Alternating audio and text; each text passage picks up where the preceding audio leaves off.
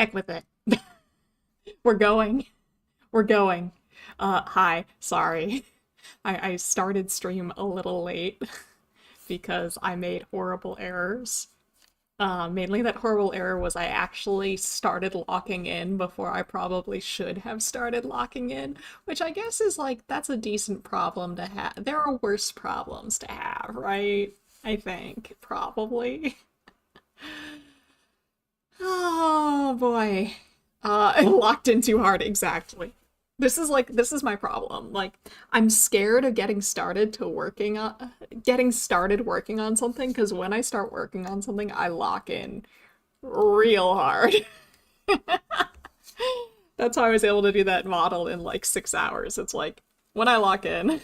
Anyway, hi Astral Atropos. Hello, Mr. E. Unlocking in just to lock in again. Exact. That's what I'm doing right now. Right now, I am unlocking in to lock in.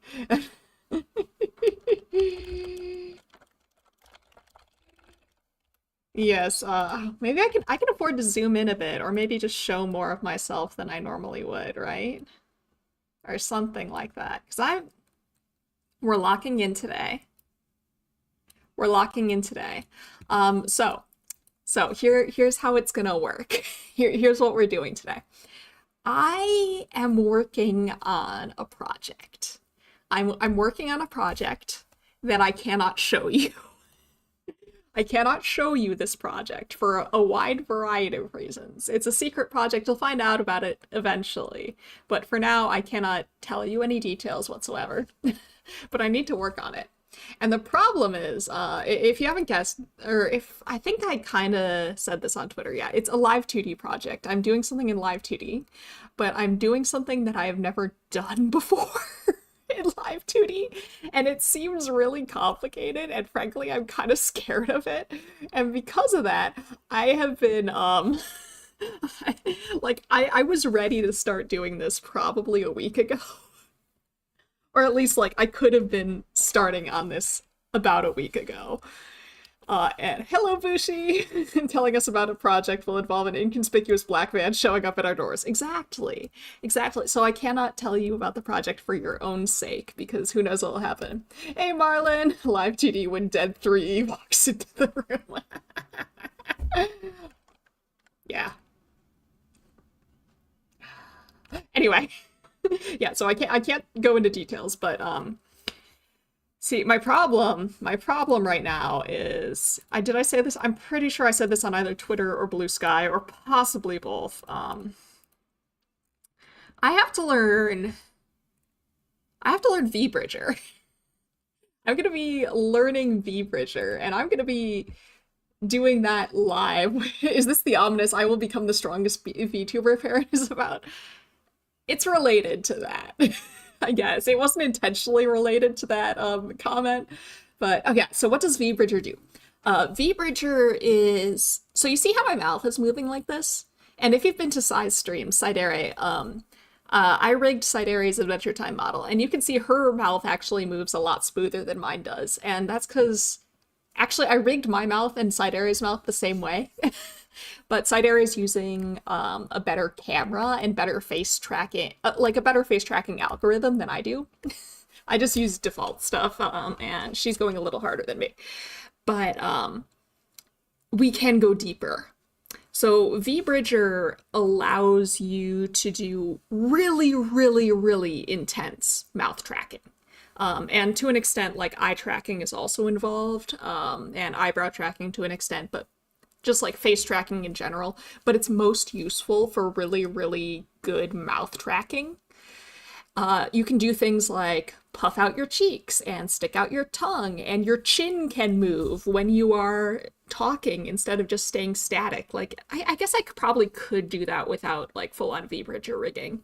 Yeah, like, you know, I don't know how into VTubers you are, or if you've seen that one clip of Doki Bird where she's like listening to that, what turned out not quite to be an awkward, like, you know, flirting situation. I think allegedly it wasn't actually that, but like where her model just did the doom thing. I can't do that with my model, and Sai's Adventure Time thing can't do that with our model.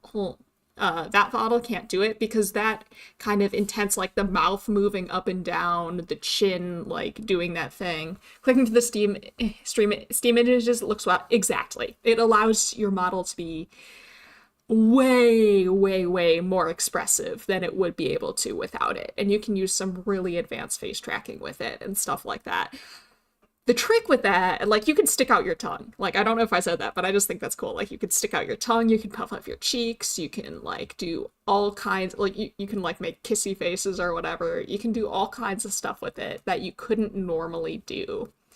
Anyhow, dropping in before practice, some news. I led my first class for swordsmanship. It's weird being senpai. And I'm also becoming a swordsman under the International Martial Arts. Congratulations, Bushi. That's all super exciting. Marlon, will we get to know what this is at some point in the future, or will it forever be a mystery of this world? You'll get to know at some point in the future, but I will say it's not going to be the near future. It probably will not be the near future, because for a wide variety of reasons. But yeah, basically I'm learning to do VBridger rigging, but I'm very scared of VBridger rigging because, as you can imagine from how expressive that is, like, you just saw me rig the mouth for Sai's Adventure Time model. Rigging the mouth for Sai's Adventure Time model took me an hour, I think, which was half of the overall, like, rigging time. Like, half of the overall rigging time on that model went solely to the mouth. And this is a much more complex way of rigging mouths than what I did even then. So I don't even know how long this is going to take me. Risk of Uncanny Valley, that's also possible. Yeah.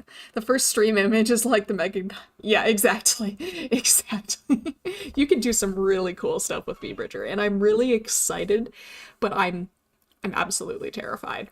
So the goal of this stream is to get all of you here with me, or even if you're not here with me, the fact that I'm streaming and the fact that people might tune into this stream at any given time is, the idea is that's going to be peer pressure to get me to just focus on this and not chicken out and not go back to, exactly, it's the panopticon principle. It's highly effective, I will say, for working, because if not for that, I'm fairly certain I would be on the Minecraft server.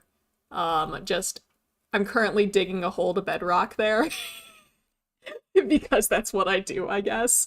And I think that I would just be doing that instead of working on this. And I really do need to work, like, I have plenty of time before this needs to be done, but I need to get it done at some point.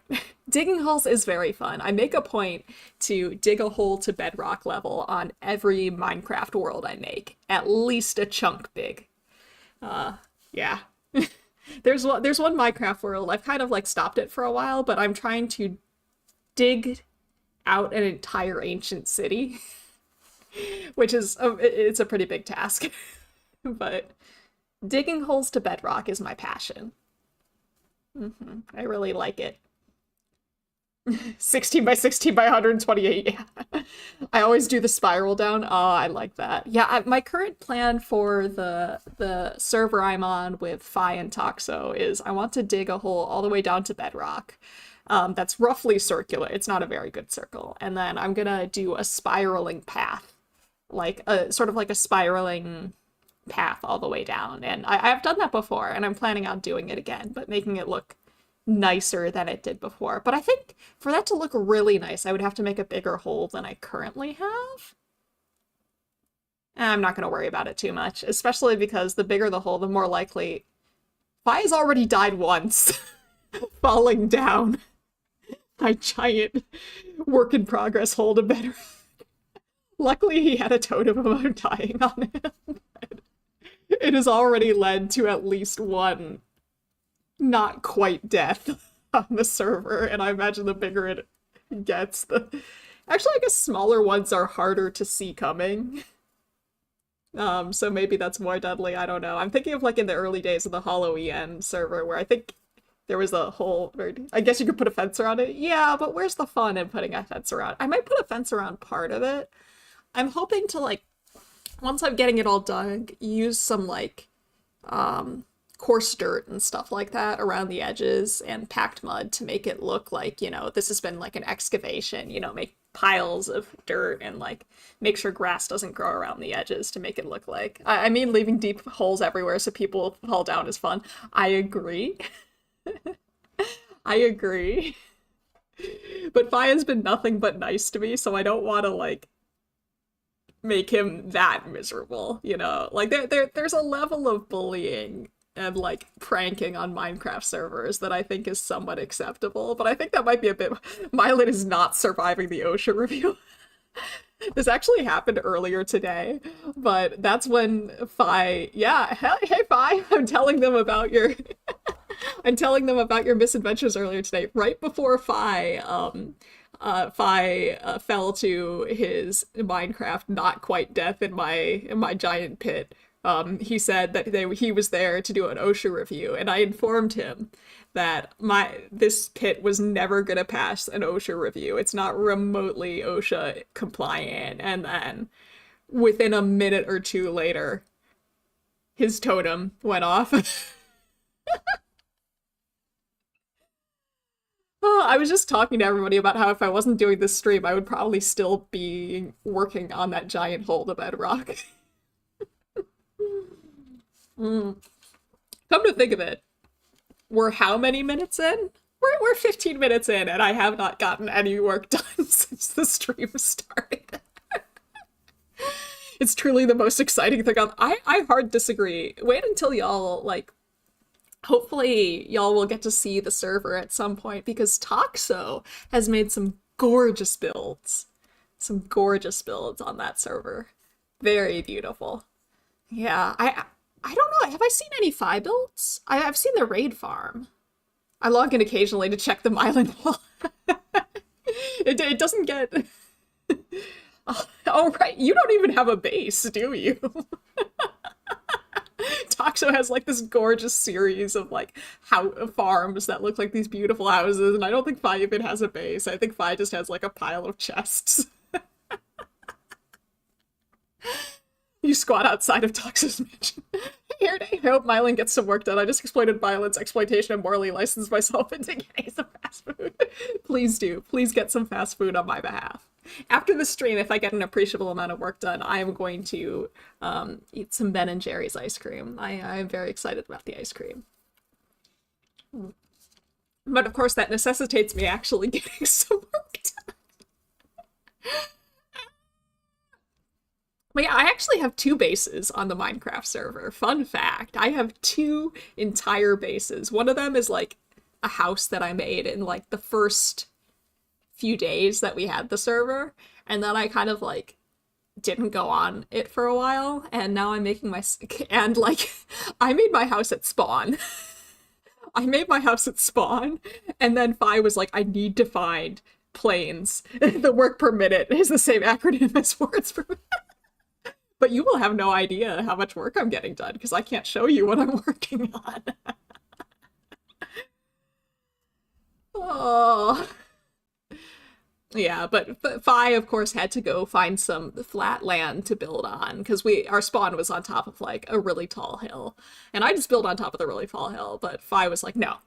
It is ideal to build in the plains. And so he went off on a journey and found some plains, like, still like 600 or maybe even 1,000 blocks away from spawn, and he set up there, so Toxo set up there, and then on the brief time where Z was on the server, Z set up over there, so I'm just sitting there with my house like minimum 600 blocks away from everyone else. Meanwhile, Mylan proceeds to play Minecraft server while we are none the wiser because we do not see anything. I've actually said it so now you can see what games I'm playing on Discord, so you would be able to catch me if I was doing that. Our spawn wasn't great, but I actually kind of like our spawn. Our spawn is almost directly above an ancient city, which is something I absolutely adore. But because I didn't want to be so far away from everybody, it was a huge ordeal going back and forth between my base and everybody else's. That's why I'm moving over there. I'm creating my second base, which is just a giant hole that goes all the way down to bedrock and has already almost claimed 1 life. I'm planning on putting a creaking in there. Maybe I should put a warden in there too. But they might fight each other, which is not ideal. No, wait, Creakings are invincible, though. So I can put the Warden and the Creaking in there, so there's always, like, two mid-bosses waging glorious battle at the bottom of my base. Wardens are very fun as a chaos factor, I super agree. I might have to do that. That sounds like a lot of fun, I'm not gonna lie. Sai and I have been talking about if we ever like really do like public content on a Minecraft server, we are gonna make a V Theorem University, and Sai and I are making the psychology department. And I think it would be wonderful having a warden or like a creaking or something wandering the halls of the psychology department. It's a shame that withers are so destructive, or I'd put one of them in there too. I'm terrible at building pretty things, so I dedicate myself to infrastructure and making sure the world map is up to date instead to still contribute, and hiding path blocks sans the thing. Yeah. I honestly, my favorite thing to do in Minecraft is explore, but I've had to cut back on that because, you know, with the updates coming out, once you've explored a chunk, you can't really, I guess I play Bedrock on console mostly. So then if you load chunks, you can't like delete the loaded chunks to allow for new updates. So I've really cut back on my exploring. But my second favorite thing to do is mining. Like, if I'm having a bad day, I will just go and I will find a cave and I will just mine, and I will have boxes and boxes of boxes of just all these like all this iron and gold and lapis and redstone and diamonds that I do not need. Because mining is just how I deal with stress, and digging holes to bedrock is part of that. You should see the giant pit I dug to bedrock during COVID lockdown. It was enormous. It was like all the way down to bedrock and probably like minimum 6x6 chunks. Oh, I think that world has been deleted, but yeah. There's tools like World Edit, but I guess not really. Yeah, exactly. Like, I would use World Edit, but since I play on console, I don't think that's really a thing I can do, unfortunately. But I think that ship has kind of already sailed. I'm sorry, I'm gonna turn a light on. For Phi's server, because Phi had to go so far to discover flat land and also, like, an ocean. So that ship has already sailed, so maybe I can go explore. Me and my friends spent the COVID year making big underwater dome. Nice. I play like Astral, yeah. Yeah, the first thing Phi did was he started wandering around making paths going everywhere, which was nice. It made it a lot easier to find out where everybody had gone. Okay, I need to actually... It's been 20 minutes. I need to lock in. I like hunting for material. Me too. I really like hunting for material. And for me, mostly that comes in the form of mining, which is why I don't actually like playing Java too much or like anything on the PC too much, because jumping, like navigating caves on PC gives me severe motion sickness, which sucks because that's like my favorite part of the game. Warden is the Archdean. Yeah. The deep lore. Are you sure you should be releasing that lore so soon, Phi?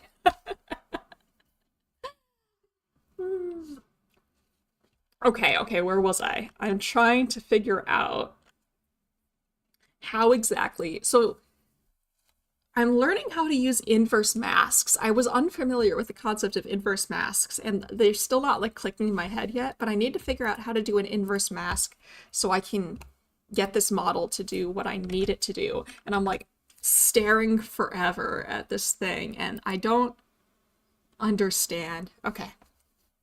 I also will go quiet from time to time, assuming that I'm actually doing my work. If I'm yapping too much, that's probably a bad sign. Or maybe it's a good sign, because it could mean I'm working on something that I'm familiar with, but it could also mean that I'm slacking off, because I need, like, the only tutorial I could find for VBridger, or at least the main tutorial that seems really useful for VBridger that I found is a video. So that means I'm gonna have to stop talking periodically to watch the video.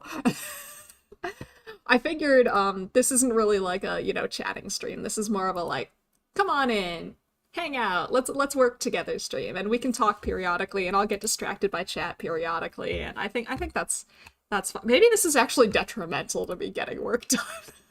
Now that, like, if this was something I was like familiar with that I'd done a lot, like I was rigging a model without VBridger, I could do that fine. But since I'm trying to learn a new skill, maybe maybe this will actually hurt my productivity. But again, like my productivity's been hurting because I'm scared. Because I'm scared to do this. Don't. It's okay, Marlon. You can talk. You can talk. Y'all don't have to be quiet. Current Minecraft is huge. Yeah, there's so many cool things. Oh man, I'm so excited for all the things to come as well. I'm really excited for the for like the biome, not by like climate specific mobs that are coming out. I think that's this week. I think the new thing is dropping this week. Oh, I'm excited about the happy gas too. Yes, yes. 5,000 blocks to a desert. Oh my gosh. Probably just crack onto the quantum stuff. Heck yeah, let's work together.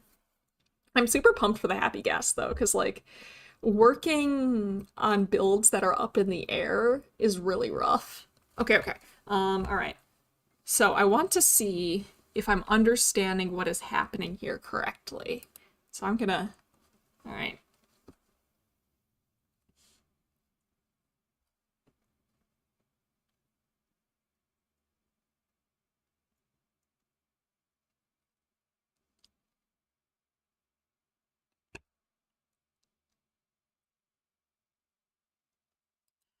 Okay. Wait, no. Wait, I don't understand. So this bit, is it like that? And then it goes like that. Maybe I didn't make this as big as I should have. Maybe I didn't make the tongue as long as I should have. Oh well. I wish I could show you what I was doing right now. This is killing me because it's kind of cute, actually. I think the tutorial wasn't maybe as clear as it could have been when I was preparing the art, but oh well. If nothing else, this model will be able to go blep. And honestly, isn't that what we care about? Isn't that what we care about? The ability to go blep. You don't need to get like a long stuck out tongue. You just need a little blep. Okay. Working on my potato script. Maybe the tongue isn't as long as it should be. Blink. Hi, Bobo. Happy to have you. Sorry, we are learning. We are learning VBridger, and one of the cool things that VBridger allows us to do with VTuber models is that it allows you to stick out your tongue. Okay, okay, I understand now though. That's what was happening. So I can just hide that. Ah, rigging with exactly. I'm learning an even more intense form of rigging than I have done previously. I'm learning, and that's why I'm here, because frankly I've been too scared to start it because it's that scary to me. So I figured you could help me figure this out.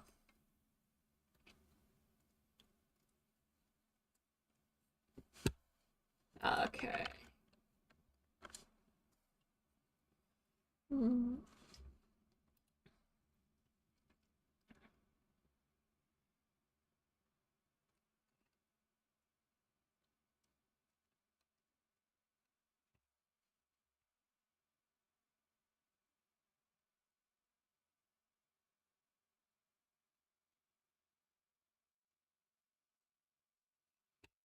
Okay.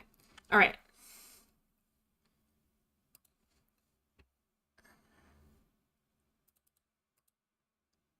All right.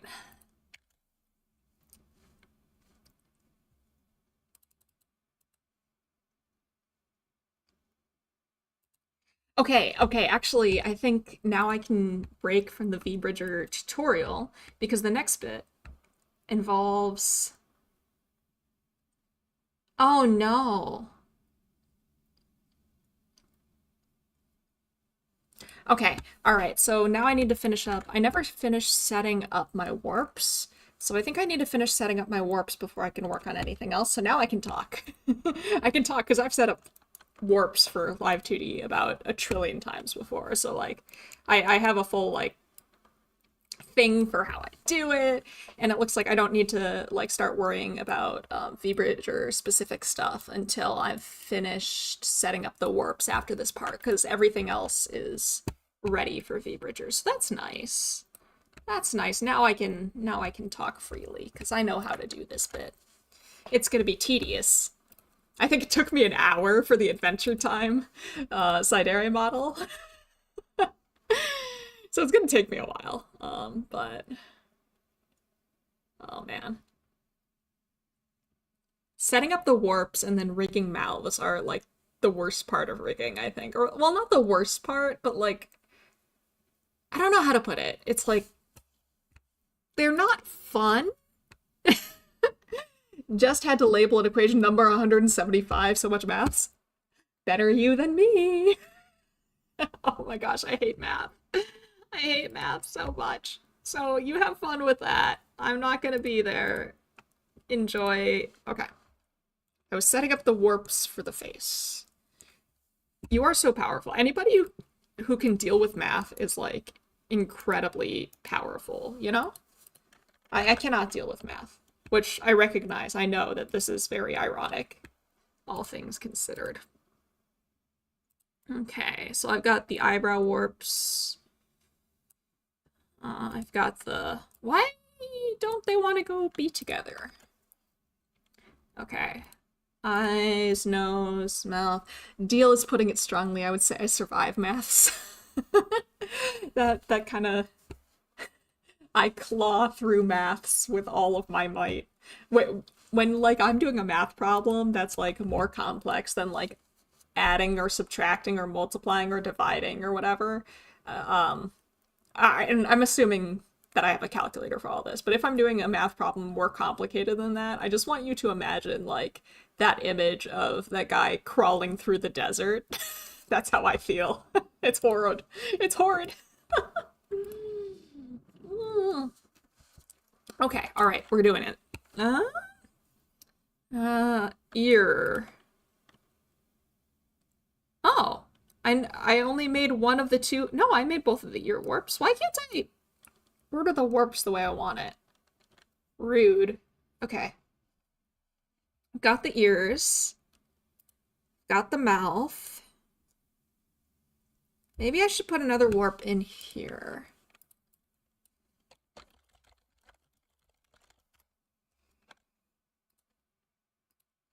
Okay. And then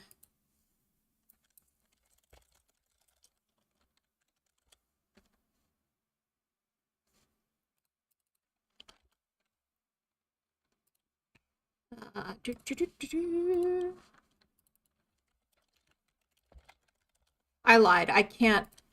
My problem is I can't type and talk at the same time. I don't know if that's a problem other people have, but I cannot type and talk at the same time. Which is sad.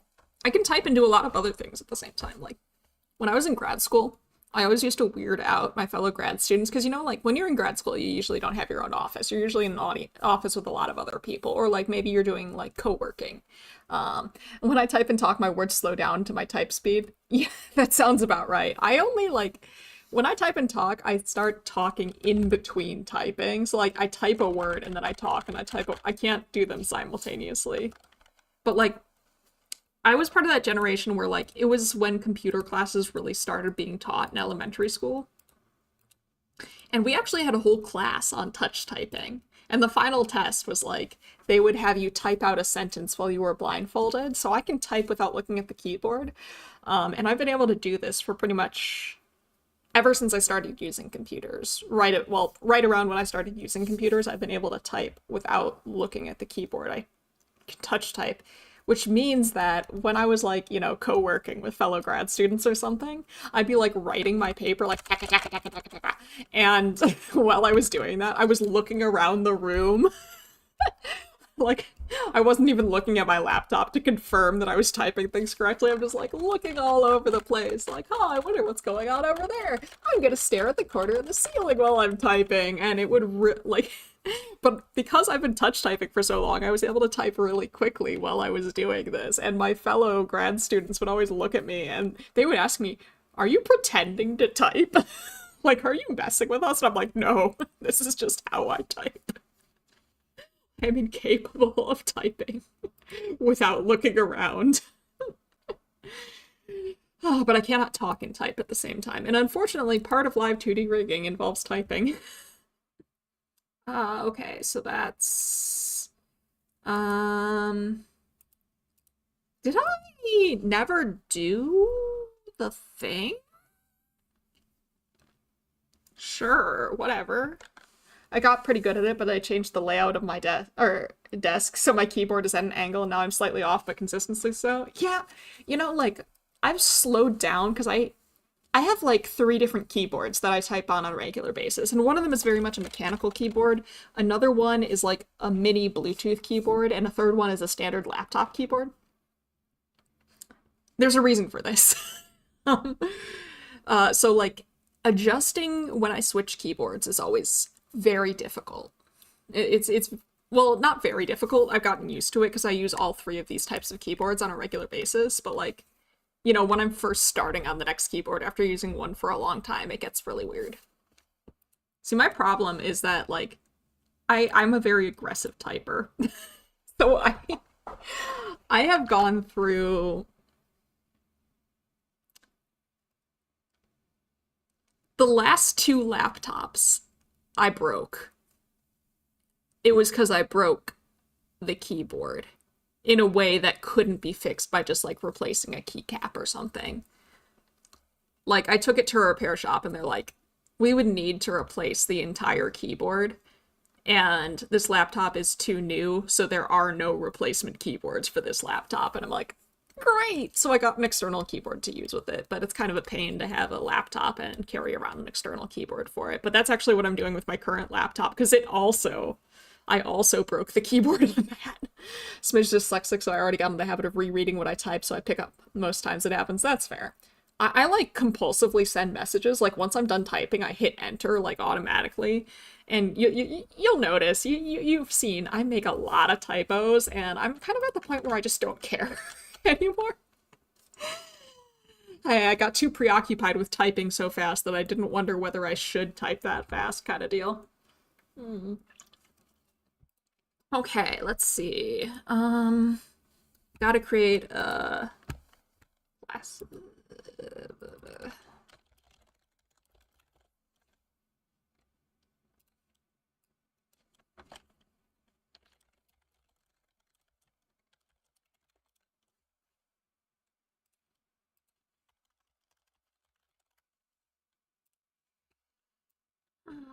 I am the bane of all keyboards. It's true. It's kind of embarrassing. I think actually when I first met, or when I was first talking to Phi and Psy, like for the first time, and like this was when I first talked to Phi a little before V Theorem opened auditions and stuff, but like I think Psy and I had been following each other on Twitter for like a really long time, but neither of us had ever actually spoken to the other, oddly enough. But my keyboard was horribly broken and I couldn't type the letter O or the letter L or the number 8. So I'm like talking to these people for the very first time and I'm like wanting to impress them, especially because with like when I first talked to Psy and when I first talked with Nep, it was in the context of me auditioning for the V Theorem. But there were like two letters, one of which is a very common letter, and one number that I could not type, and I had to be like, "I'm so sorry," except I couldn't type the word "I am," or like I couldn't type "I'm" because I couldn't use the letter I, because the I on that keyboard is horribly, it was a mess. I think my browser has a universal autocorrect and it keeps flagging color and the like as I use the British spelling. Rude. That's rude of it. At least it wasn't E. Yeah, it wasn't E, but there has been, currently I believe, there was a period where both I and O on my keyboard were both broken at the same time. Neither my I key or my O key were working, and that's like, it's not E, but that's still 2 vowels that were not operating, and it was pretty bad. It was pretty awful. Let's see, what else do I need? Um, okay. Let's see. Uh,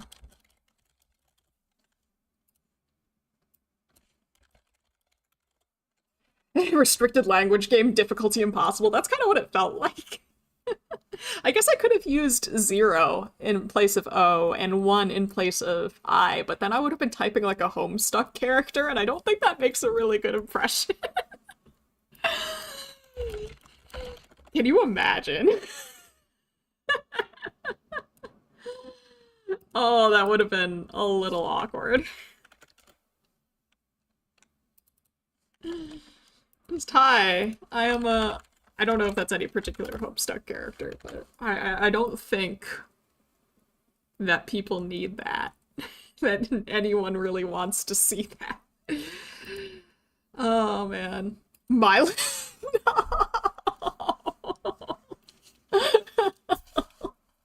Marlon, please. 2 can play at that game. Marlin. And I'm getting the frequency of the sounds, unfortunately. Is there like a way to replace Y with a number? I can't think of it. I guess 7 might work, kind of.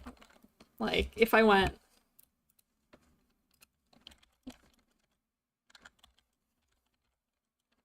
like that. That's probably as close as I'm getting. Hmm. Mylan is the evil Mylan. Oh no.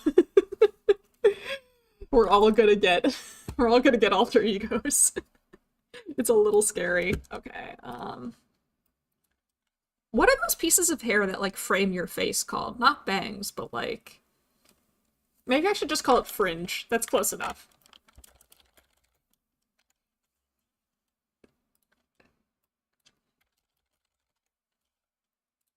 Right? Fringe is just bangs, but not. Are there other words for that? Like, I know, like, in the US, fringe is referred to as bangs, and then I think in the UK it's fringe. Sideburn. Not quite sideburns.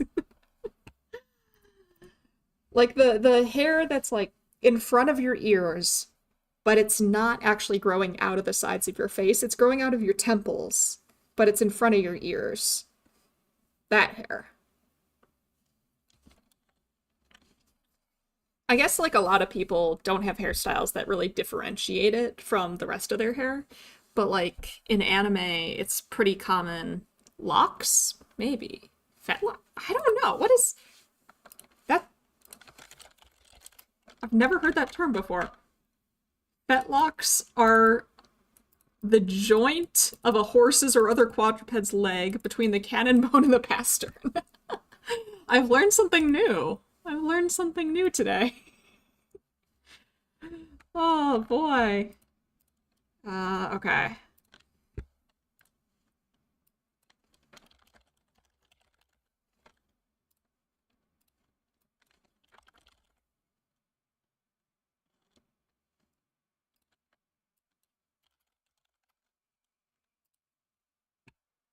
We are learning many things today.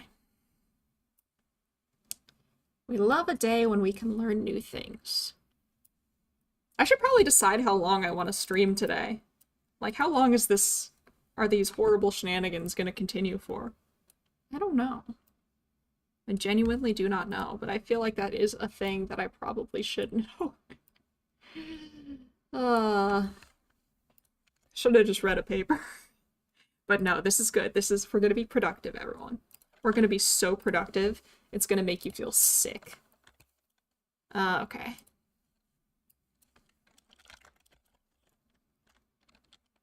Let's see.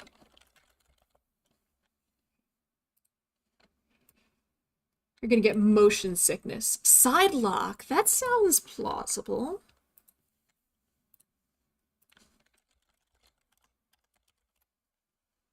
Side locks. Yeah, yeah. It seems like side locks are a bit more like they're associated with a specific group. But yeah, yeah. I think side lock is the correct term.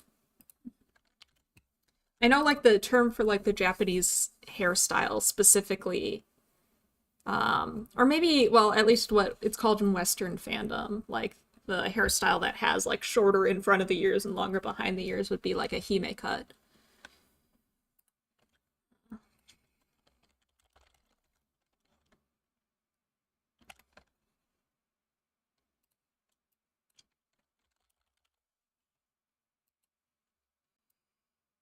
I think hime cuts are really cute.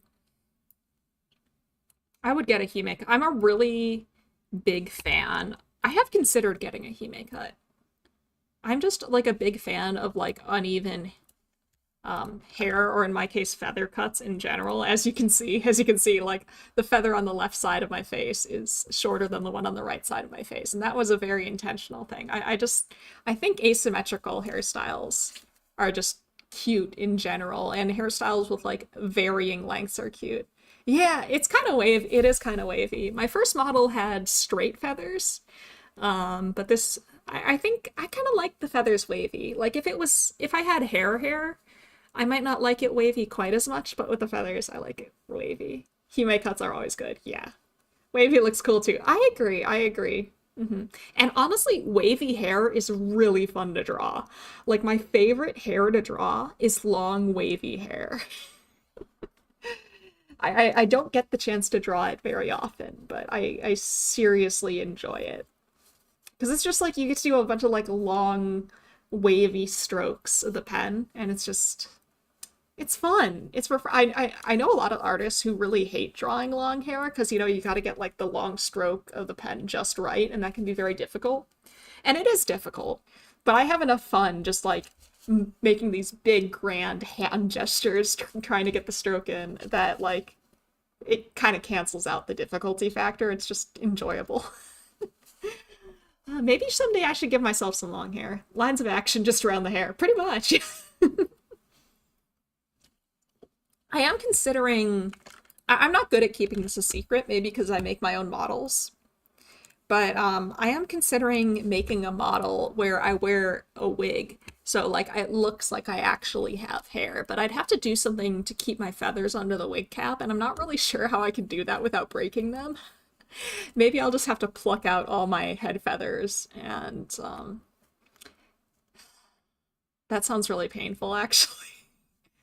But I want to I would like to rig some hair for my own model. And honestly, there's a lot more you can do with styling hair than you can do with styling feathers. Feathers are pretty stiff, so that's like when people shave their long-haired cats. But if I'm doing it to myself, is that like you could just go like full bird form and wear a wig on top of that? Perfect. Genius. I do worry though that a wig would crush with my feathers, which I guess I'm not really like flying around using those feathers, which is kind of dangerous, but I don't know. Either way, I do have a model planned though where I am wearing a wig. So I guess I should figure out what I'm gonna do about my feathers soon before I make that outfit. Let's put it that way. It's a super cool design. I'm really excited about it. I've got two designs that I would like to make into models in the future, and I'm debating whether I want to make an entirely new model or use the body base of this one and just add on new hair and new clothing. Something feathered haircut. Exactly. Oh, where was I? I should be focusing. Uh, I need to be getting work done. Okay. Too much yap. I returned to. It's okay. You can talk. You can talk if you want. Um. There. Oh my.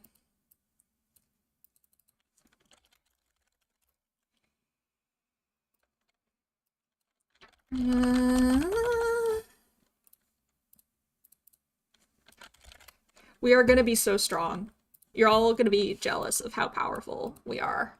You know? It's gonna be so impressive and so good. We're going to be the strongest. But yeah, when I said that I'm going to be the strongest VTuber parent, like, I'm really excited. Like, I think I've talked with this with VTheorem, but I don't think I've mentioned it. I might have mentioned it on stream while I was making that model, but like, one of my bucket list items has always been to be a VTuber parent. And like, it's not the same when you're your own parent, you know? And I've actually rigged VTuber models for other people before. I have. Some of them, like, I gave away to those people. Like, I think I made maybe 3 or 4 models for other people that I just gave to them for free. They never asked for the models. I was just like, here's a model. And they never ended up using them, which fair. It's not like they asked for the model. Like, why would you use it if you don't really have a purpose for it? But then there was actually somebody who commissioned me to rig their model. Somebody else did the art, but I did the rig. And they never ended up using it. Which made me sad. Because, like, it's been a bucket list item. I really have always wanted to be...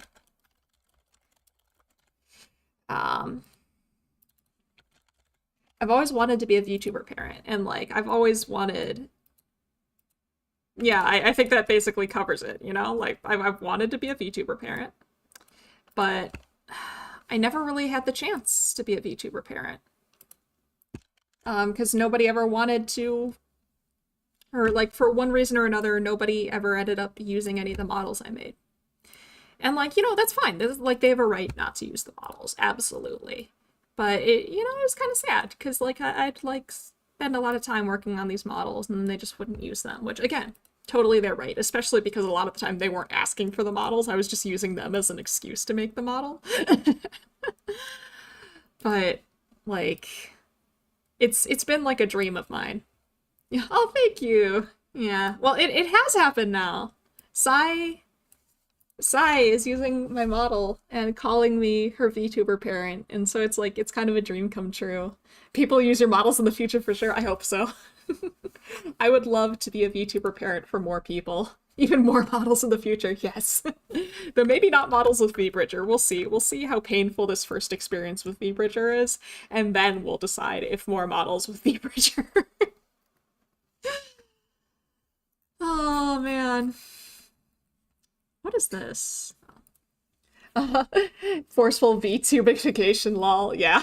Size siblings. Yes, I can have some VTuber siblings. I guess I'm kind of I'm the parent of Z's VTuber model, but she hasn't used it too much yet. I hope that she'll use it more in the future, but like, if she doesn't want to, that's also okay. I think that her VRoid model is super cute, but I don't have the time right now to open commissions, unfortunately, for VTuber models, but I would love to open commissions for VTuber models in the future. And like, part of like being a good parent for me, or maybe this absolutely is not a requirement of a VTuber parent, by the way. This is not a thing VTuber parents are required to do, but how many of you would have heard of Paco, the artist Paco? I'm a big fan of Paco.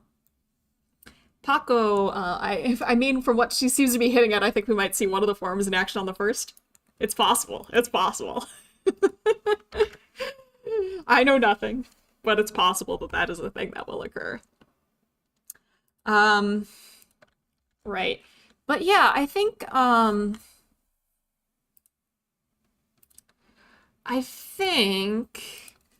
undersell the value of your talent. Quite frankly, I think your work is great. Ironically, I got you on a list of artists for future commissions with slots open in times. Oh, thank you! Thank you. I wouldn't say that I'm incredible, but I do think that my models are... I like to think that my models are pretty good. Or like, I don't know how to put this. I think that my models are quite serviceable. Like, for the average VTuber, I think that they do quite fine. And I think that they're pretty budget friendly as well. And yeah, so I would be honored to make a model for you. I don't know when that will be able to happen. Because, yeah, like I'm pretty busy right now, unfortunately, but I would be happy to make models for more people. I would love to make models for more people. It would just be me continuing living my dream of being a VTuber parent. And yeah, part of that is I want to be like Paco. So Paco, for those of you who don't know, Paco, I first discovered Paco same time as commodity I can't seem to buy as well. Mood, yeah. Yeah, Paco. So Paco is a Japanese artist, and he's really great. P-A-K-O, Paco. I think Paco's a he. Sure. But he's done a lot of work for a lot of different things. Like he was, let me go on my anime. I know he did the character design for Occultic 9. Oh, he did the character design for Ungo, Rental Magica, High Drivers, Sacred Riders X. I haven't heard of any of these things. He's done a lot of work. And oh yeah, Paco's a guy. Okay. And he mostly I became familiar with Paco's work through Fate Grand Order. I play Fate Grand Order, and Paco has done a lot of like gorgeous art for Fate Grand Order. Mostly he's done a bunch of the Indian servants. He did Karna, and he did Arjuna, and a bunch of those guys. And his art, I really love his art style, but he is a big fan of VTubers, and he's had a kind of rough run of it as far as VTubers go. He was Sana's artist. He was the artist for Tsukumo Sana from Hololive. And he was the artist for the for Noir Vespers, or Vespers like updated model. I love his art, and the thing is, like, Paco is like, he clearly really enjoys VTubers. He loves VTubers. He does fan art for VTubers all the time. He started learning English, I think, because I don't know if this is exactly why he started learning English, but it seems like he started learning English, or at least practicing English more, because like he had VTuber children in Hollow EN, both in Hollow Stars and Hollow Live, between Sana and Vesper. And also, like, and so he'll like just do random fan art of like random VTubers. Like he's drawn Doki Bird, he's drawn like a bunch of different things, and like he makes sure to draw like plenty of art, just completely, as best as I can tell, just completely unprompted, for both his VTuber children and just other VTubers that he happens to enjoy. And I would like to be that kind of VTuber parent, just like randomly hurling art at my VTuber children. I would like to be like Paco. He's very fun. Good on him. It all looks really, yeah, his art is freaking gorgeous. Oh my gosh. Oh man.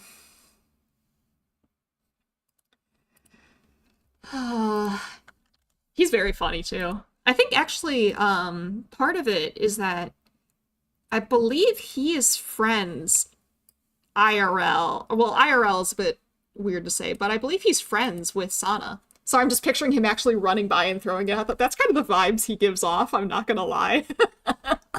That is very much the kind of vibes that he gives off.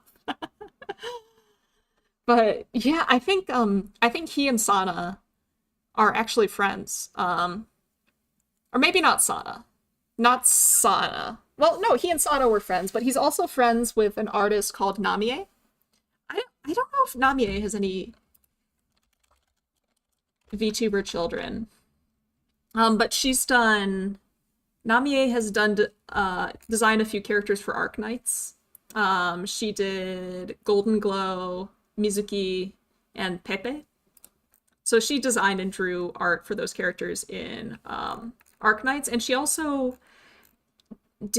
she's done like a craft essence or two for Fate Grand Order, and she's done she's like the main promotional artist for Fate Grand Order EN, and I think she and Paco are friends, and I think she has a VTuber model now.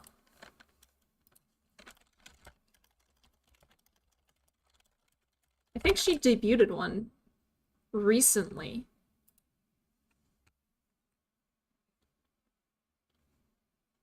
I'm not sure. Hey, someone said Fate Heist. Hey, Mike. Hey. Yeah, yeah, no, I was talking about Paco. Paco, the artist for Karna and Arjuna for Fate Grand Order. He's just such a fun, interesting guy, and he's just fun to talk about. And also, I was just talking about like the kind of VTuber parent that I would like to be, and I want to be a VTuber parent like Paco, where you get like really invested in your VTuber children. You watch their streams, you draw random fan art for them, just like hurling fan art at them. That's the kind of VTuber parent that I want to be.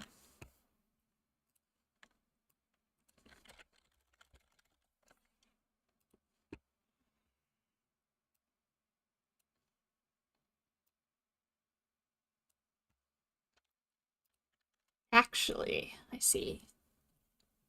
Can I add you as my friend list on FGO? Do I have room? I have no problem with that. Oh gosh, I was in the middle of a battle on Grand Blue Fantasy and I closed it before stream. Luckily the timer hadn't run out. That would have sucked. Yeah, no, everybody is welcome to add me in Fate Grand Order. I just don't know if it's EN or JP. I have both, so I do have friend slots in there.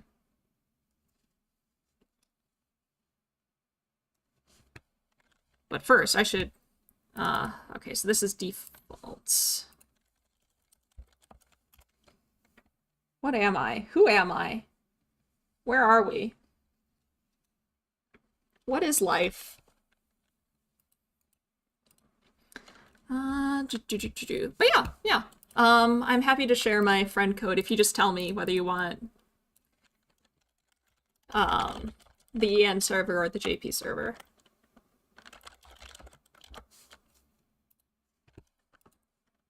I haven't played JP yet, fair. I focus on JP. Like, I do play EN, but I've been playing JP since maybe a couple months after JP launched, which was like back in 2015. So I've already played all of the things that are coming out in EN, and for some of the things that are coming out in EN, I've played them twice, because, you know, event reruns. So, like, I'm not as invested in EN, and I don't pay as much attention to it, because JP's where all the new stuff is, you know? But I'm still fairly proud of my EN account. Maybe I should just put my... Is it dangerous to put my JP friend code in stream? I don't know.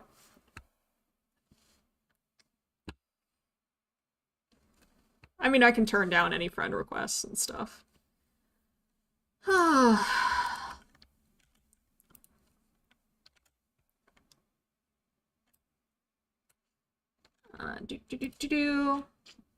that's EN. That's EN. No, yeah, stranger danger. Ah, this is true. It is potentially stranger danger.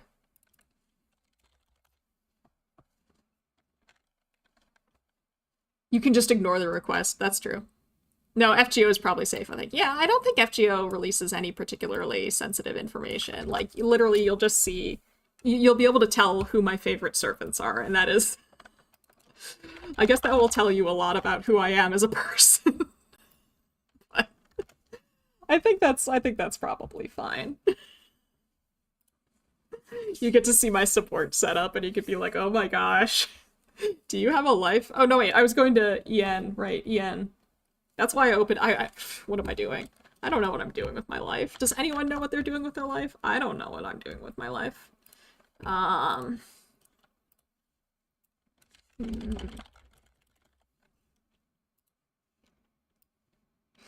Terrifying ordeal of being known through fate servants. It's true. It's true. It might even help you recover your account if something happens to your device. Oh yeah, I'm not too worried about that. I'm not too worried about that, mainly because I've spent money on FGO, which means that I'll have an easier time recovering my account. Okay, let me... Ooh, I got my login bonus! Just in time, because I think the next event has a 5-star that I really want to roll. Let's see. Okay. Wow, I haven't been to my room in a while. One second. There's something I want to do. Can I?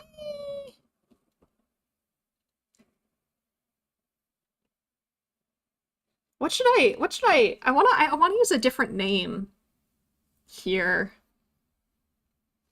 Maybe I'll just do that.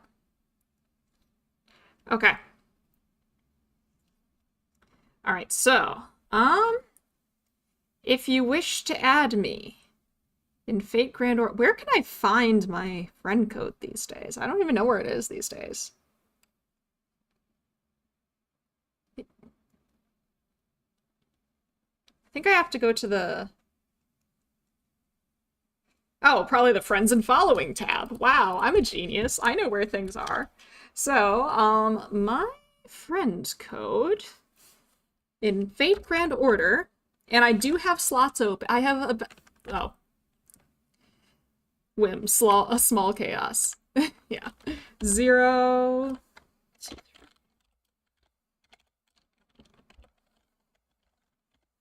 Okay. There. There. Now if you want to add me in Fate Grand Order, you can do that. I'm going to get rid of all of these old friend requests from people. At least the people who haven't logged in for more than a day. Is that harsh? I don't know. I'm very picky about who I add in Fate Grand Order. If I know them, I'm not that picky. But if I don't know you, it's like, why should I add you if all your support servants aren't 10, 10, 10? One day seems harsh, yeah. Yeah. It's the thing, it's like the limited number of friends you can have, though, you know? And like, most of the people who haven't logged in in one day is like, most of the people who fit under that criteria, who were requesting to be my friend on Fate Grand Order, haven't logged in for like 20 days or 40 days, or if I'm lazy about clearing it out, sometimes they haven't even logged in for like a year. Just been staring at my notes and confused for 5 minutes. I can't even read that. I'm not going to read that. Also, to go on a conversation about VTuber parents, there is a channel I recommend for PR purposes. It gives plenty of advice on all things and helps people get started in the business.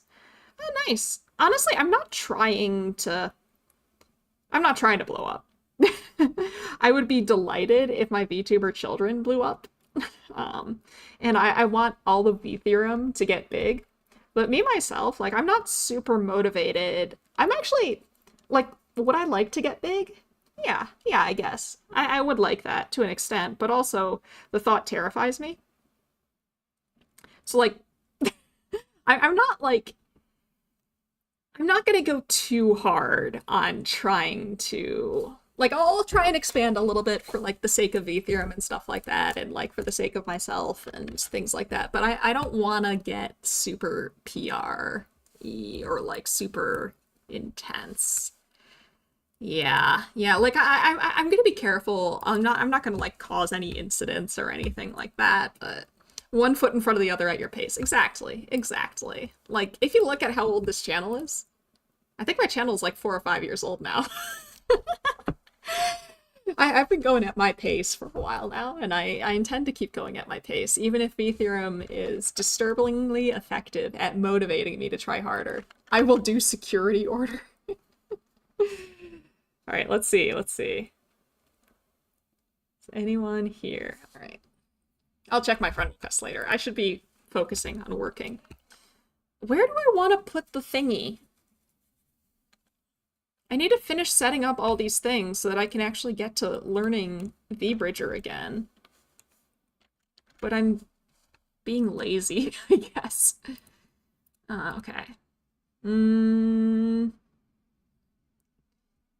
5-year anniversary in 2 days. Oh.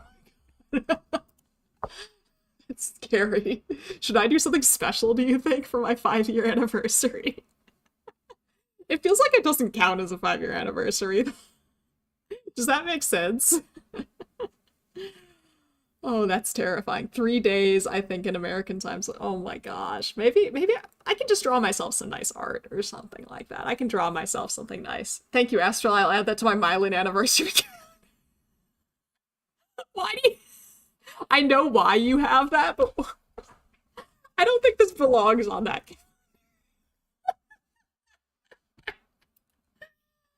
Oh my gosh.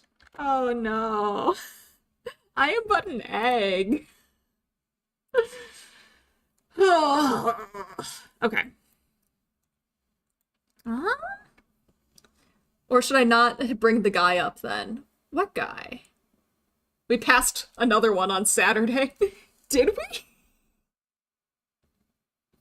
We passed. Am I?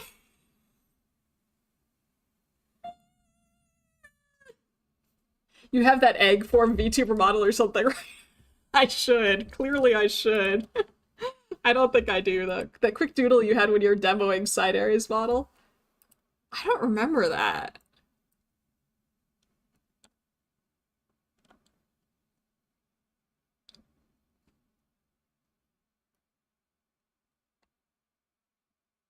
Oh! Do I have that one on this computer? Here, I'm gonna hide myself for a minute. Oh, do I have? I think I do. This one? Is this the one that I showed you? That guy gives general PR Oh, yeah, no thank you. I'm good. Yeah, this was the first VTube model that oh, thank you. Yeah, so I guess this wasn't it. Shadow Burst. Yeah. This was the first VTube model that I ever rigged. My very first VTuber model. As you can see, I can only open and close, like, my mouth isn't doing a whole lot. Oh, thank you! Thank you, thank you. I got it, yeah. I like it a lot, too. I have a lot of... How many models do I have on this? That I've rigged? I don't have all my models on this one. I only have models that I thought I was going to use. Potentially. Maybe it was this one. Maybe it was... No, it probably wasn't this one. It might have been a PNG tuber. It might have been. It might have been. I like this model a lot, too. Anyway. I should get back to work. I should get back to work. Thank you! I like it a lot. It can do a lot of stuff. Like, do I have... Spooky Ghost Eye Heart? Yeah, where did I know I have, like, various toggles on this one, but I can't figure out where I bound them to. Oh well. There's a subgenre of content creators called shadow people on TikTok. I mistook them for VTubers. They're just doing it with lights and camera tricks. Yeah, I remember these models too. What else do I have? I think that's all the ones that I have here. Oh, the Ghost Eye Heart also corresponds. Yeah. Yeah, there's a toggle on here that I can't... It looks like I don't know if I have it set up. Sorry, I'm gonna show you... I'm gonna reveal some things. Do I have these toggles set up?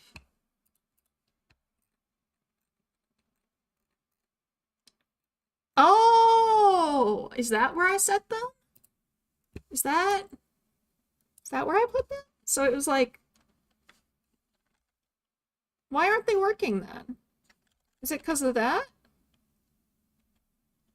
Huh. Let's see.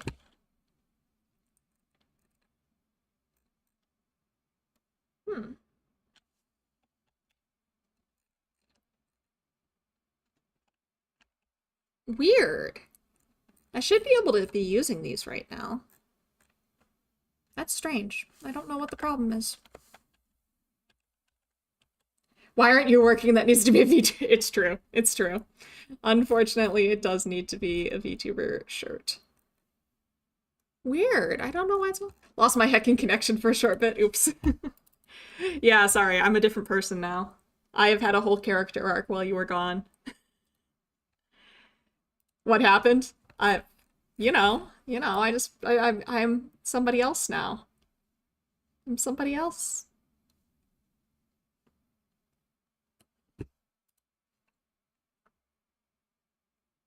Whatever.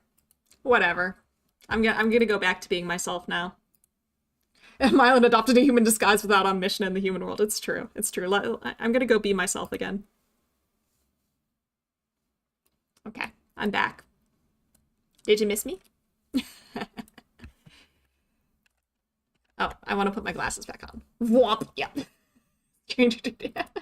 Persona. I know, it's terrifying, isn't it? I really like that model actually. Like it obviously it's not nearly as well rigged as some of my other models, but I love the rib cage thing I've got going on there. Fine, I'll go back to it because I love the rib cage thing I got going on.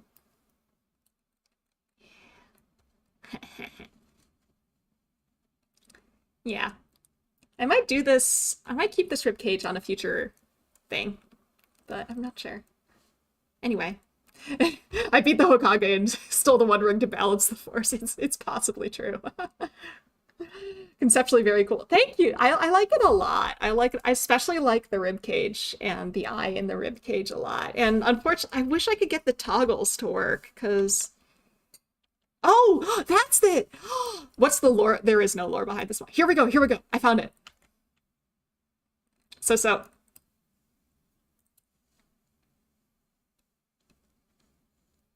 Can have tails. I can give myself horrible eye bags as I deserve. I have a jacket that I can wear. Persona. In my heart of hearts, I, like many other grad students, well, I guess I'm not a grad student anymore, but I, in my heart of hearts, am a raccoon in my soul. It's true. It was inevitable. Oh, please no.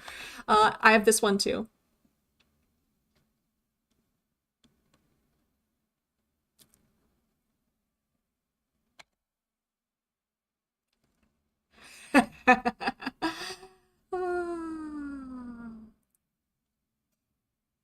What else? Is that everything? That's everything on this one. Just no matter what, I'm a cryptid. That's just who I am. The ribcage is pretty sick. I agree. The ribcage is my favorite part, for sure. This reminds me of a guy who is an eldritch eye. I love that. There's this one model that I really want to make and rig, Tanuki ears. I agree. I am a big fan. But there's this one model I really want to rig that I have an idea for that maybe I'll do it if a certain someone wants to become a VTuber.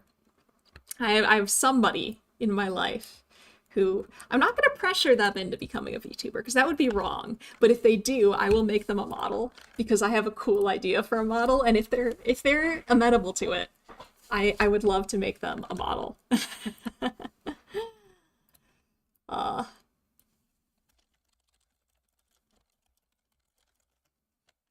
Yeah, I want to make no, I'm not going to spoil for you. I'm not going to spoil for you what I want to do with it. I know, right? Fine. I might enlist you to help me convince them to let me. I was trying to convince them earlier today to let me make them a model. I've got a really cool idea. I might make that model whether they want it or not. And then if they don't want to use it, I'll just do it as like, hey, check out this cool model I made, like, kind of deal. That's what I would like to do.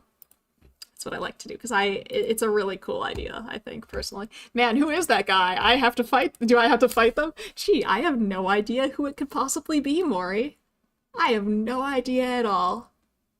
Why would I make a model like that? Who was I bugging today on Discord? I don't know. No idea. No idea.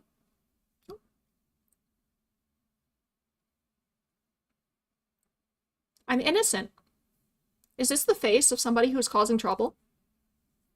Certainly not. There's a VTuber who has a cat on a girl's shoulder. He's the cat that talks and the anime girl stares into the audience smugly judging. I love that.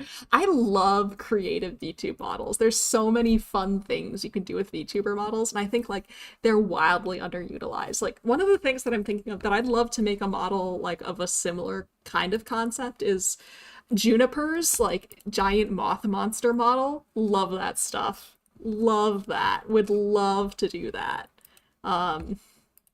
I've seen some really creative models out there too. I was on, what's his name? I was on somebody's stream earlier. I need to figure out what his name is. That's kind of Neurosama with Beetle on her head, yeah. Or Vettel. What is this? Almantas? Almantas with the sock puppet model. Oh, I don't have it on this computer, but I've made a Kermit model before. I was pretty proud of that one.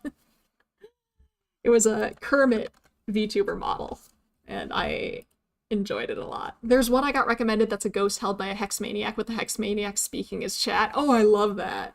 I love when people get creative with it. The heck, yeah. It's fine, I'll have to show you the Kermit model sometime.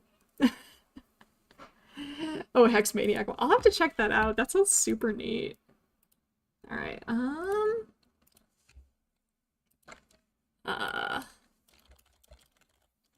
Right, I was supposed to be working. No wonder your workflow is blazing fast. What does that mean? Your portfolio is huge. Yeah, yeah. It's not like huge, but I think, how many VTuber models have I made? Want to see the Hex Maniac one? Yeah, I want to see it too. How many models have I made before? I've rigged one more than I've drawn. So let's see. Let's see, that was...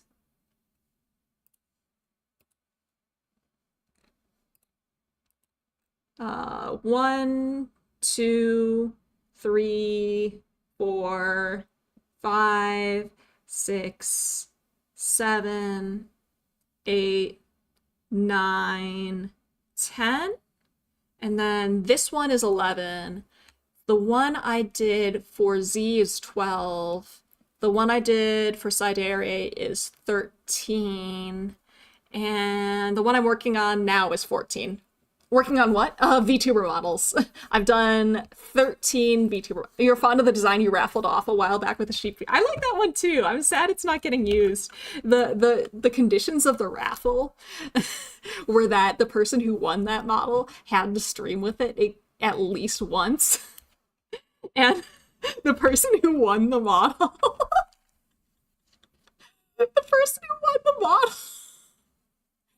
I think he's a friend of mine. The person who won the model is a friend of mine, and I think he entered the raffle accidentally just to be supportive.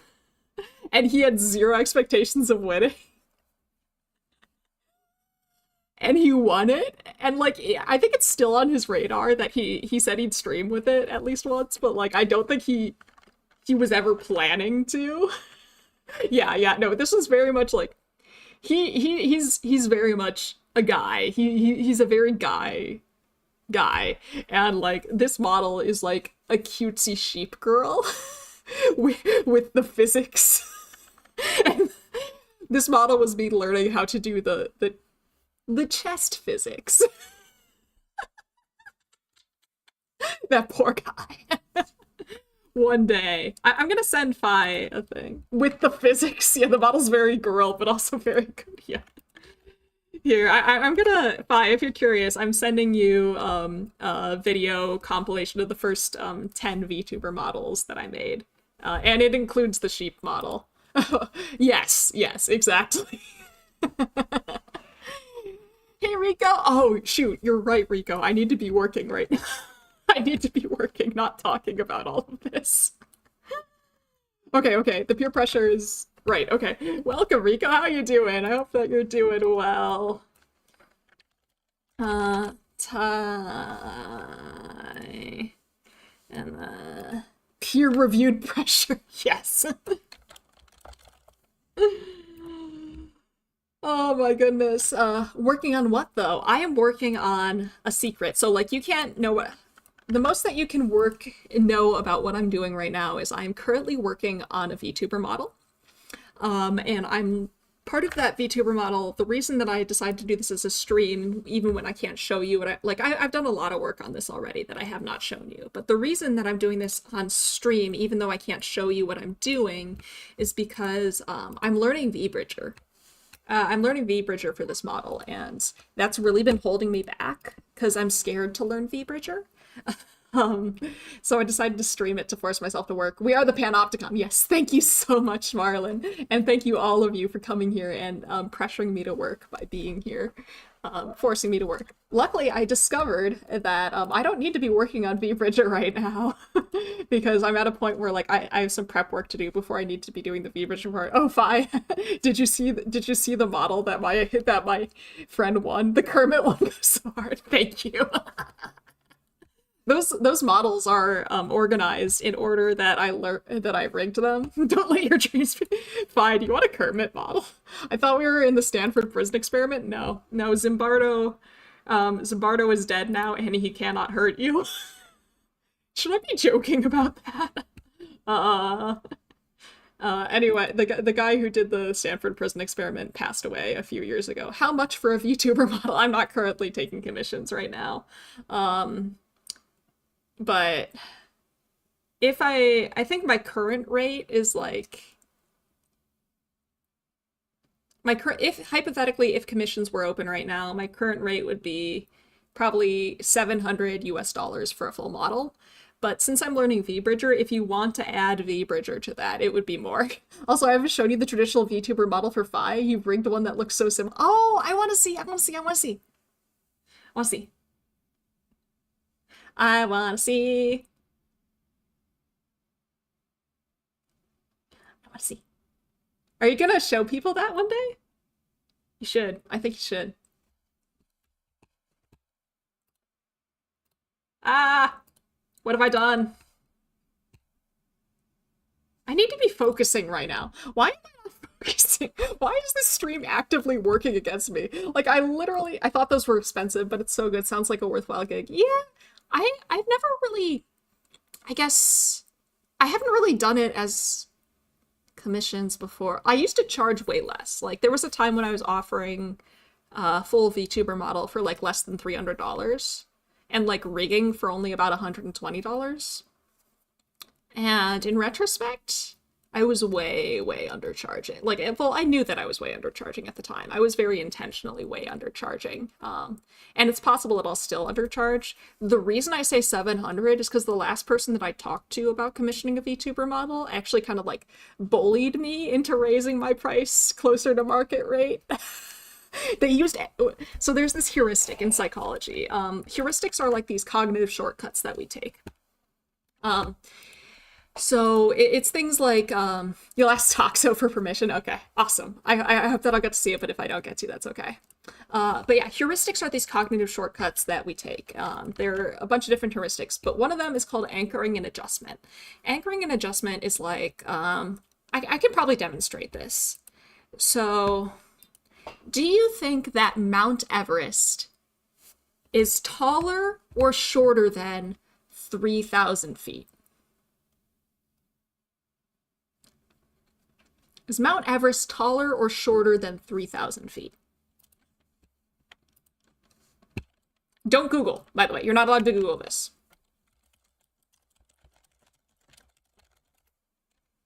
Okay. How tall is Mount Everest? Give me and don't Google. Just estimate how tall Mount Everest is. 4,000 some? The Ethereum psychologist and getting yapped to name a more iconic duo. I know, right? It's horrible. All right. Do we have any other guesses for how tall Mount Everest is? Did I say feet or meters? I said feet. Sorry. So sorry for anyone who's not American. 4,000 feet, maybe 6,000 feet. 4 kilometers.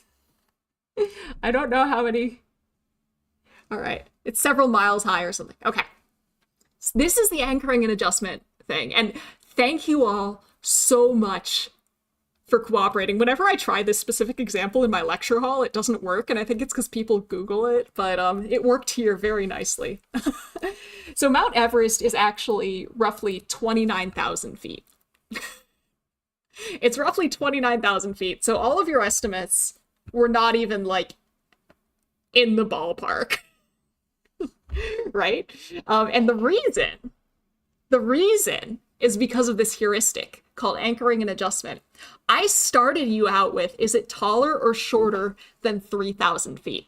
3,000 feet is way, way shorter than Mount Everest actually is. And what your brains did when you were trying to estimate how tall Mount Everest was rather than thinking how tall is Mount Everest, is 4 kilometers, I think 4 kilometers is about half the height? Or no, wait.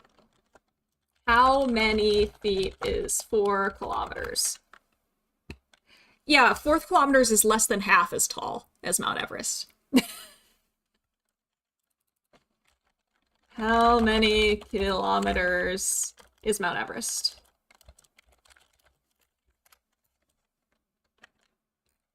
Yeah, more. But okay, so anchoring and adjustment, I started you out with this 3,000 feet. Is it taller or shorter than 3,000 feet? And what your brain did was when it was trying to estimate how tall Mount Everest was, you're like, okay, it's taller than 3,000 feet. Most of you are like, yeah, it's taller than 3,000 feet. But your brain, now, because I'd said 3,000 feet, it started adjusting up from 3,000 feet. That's anchoring and adjustment. You focus on the first number that you're given and you adjust away from it. Like, you know it's taller than 3,000 feet, but you don't just adjust as far away from it as you should. You only adjusted like 1,000 to 3,000 feet up, when really it's like a lot. I asked my roommate how tall it is and they said 1,000 feet with no prompting. It is kind of a mind-boggling number, that 29,000 feet. But yeah, that's anchoring and adjustment, and that is what this commissioner did to me. Or like potential commissioner, I should say. They came up and they're like, "What would you charge for a VTuber model, like full art, full rig?" And I was like, "I don't know. I don't know what I'd charge." And they were like, $800, and I'm like, "No, less than that. $600." Which was already $400 more than like $300 more than the last time I'd opened commissions that I was charging for. But they anchoring and adjusted me. They started out with a high number, knowing, because they've tried to commission me in the past, knowing that I would adjust their price down to lower than what they suggested. But they knew I'd do that, so they started high so that I would anchor and adjust, and I would not adjust as low as I would have. Yeah, they got me. They got me. They got me good. It's like 290 stories.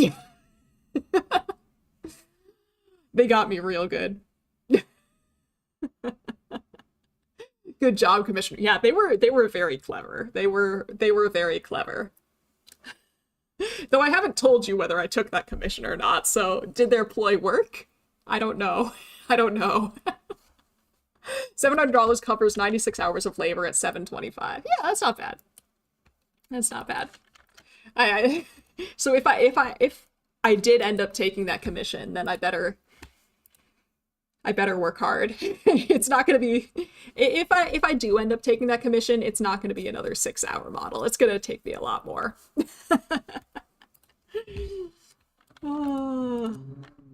I guess it's not bad if you're doing it for funsies, but yeah. This is not bad at all. Mm-hmm. It's pretty good that's pretty market rate, I would say.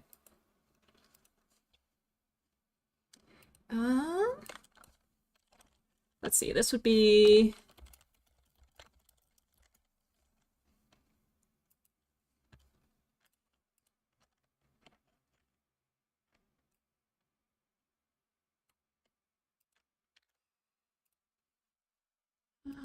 there we go.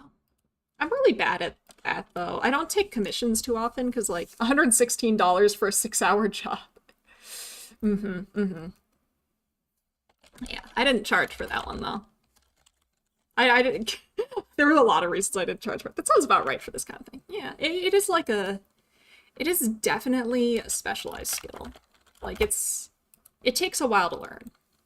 I think it's not as hard as people make it out to be, but that could be, like, there's reasons why maybe I think it's easier than it might actually be.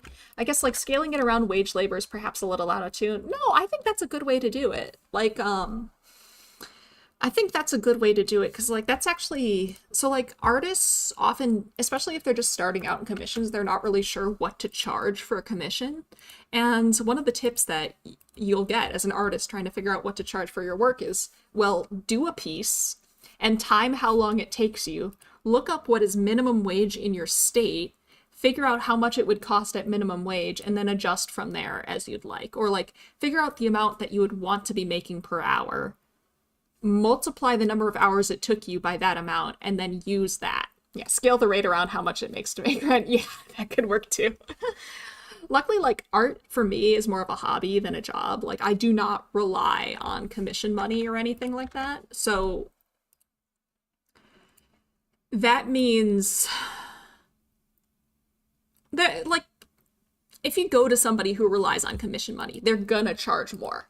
But that also means they have a lot more practice and they have a lot more incentive to do good work. For me, I don't live on commission money, so I charge less.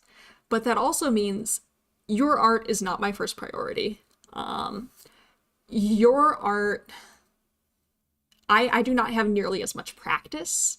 I have not had much incentive to improve my art outside of, intrinsic motivation, which means I haven't like super improved in my art for probably the past decade or so because I haven't really tried all that hard because I don't really have a reason to. Yeah, you get what you pay for. Exactly. Exactly. You get what you pay for. You're paying for the skills, you're paying for the labor, you're paying for priority, you're paying for the ability to ask for changes and give feedback and stuff. You're you're paying for a lot, and I don't charge a lot, which means you could probably be getting a lot more at a lot higher quality if you went somewhere else, you know? It's like, that's just, yeah. I heard of a lot of artists got in trouble when Twitter caught on fire. Yeah, a lot of people were getting commissions through Twitter. That was like primarily where they were getting their commissions from. So like they kind of lost their primary source of income. Oh my gosh, yeah, it's rough. It's rough. Uh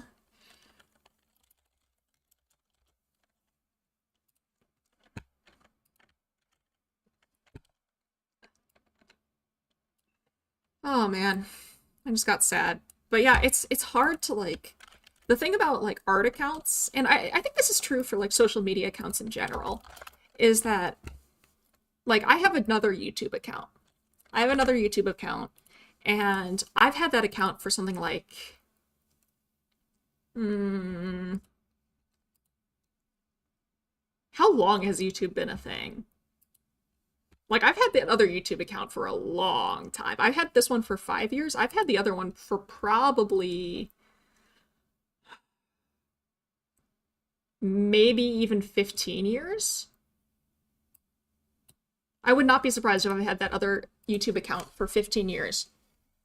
It's not 2008 vintage, no. It's not that old. I don't know how old it is, but it's not that old. But the thing is, like, when you have an account, people will follow you on my other account. Wait, I need to look at my other channel.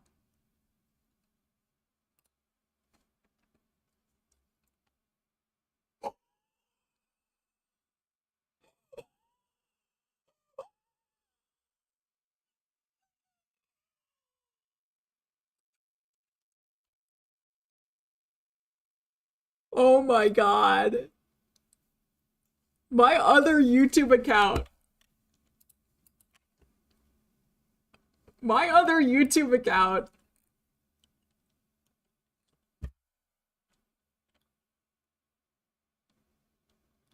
is old enough to vote in the US. My other YouTube account might be about as old as some of my students.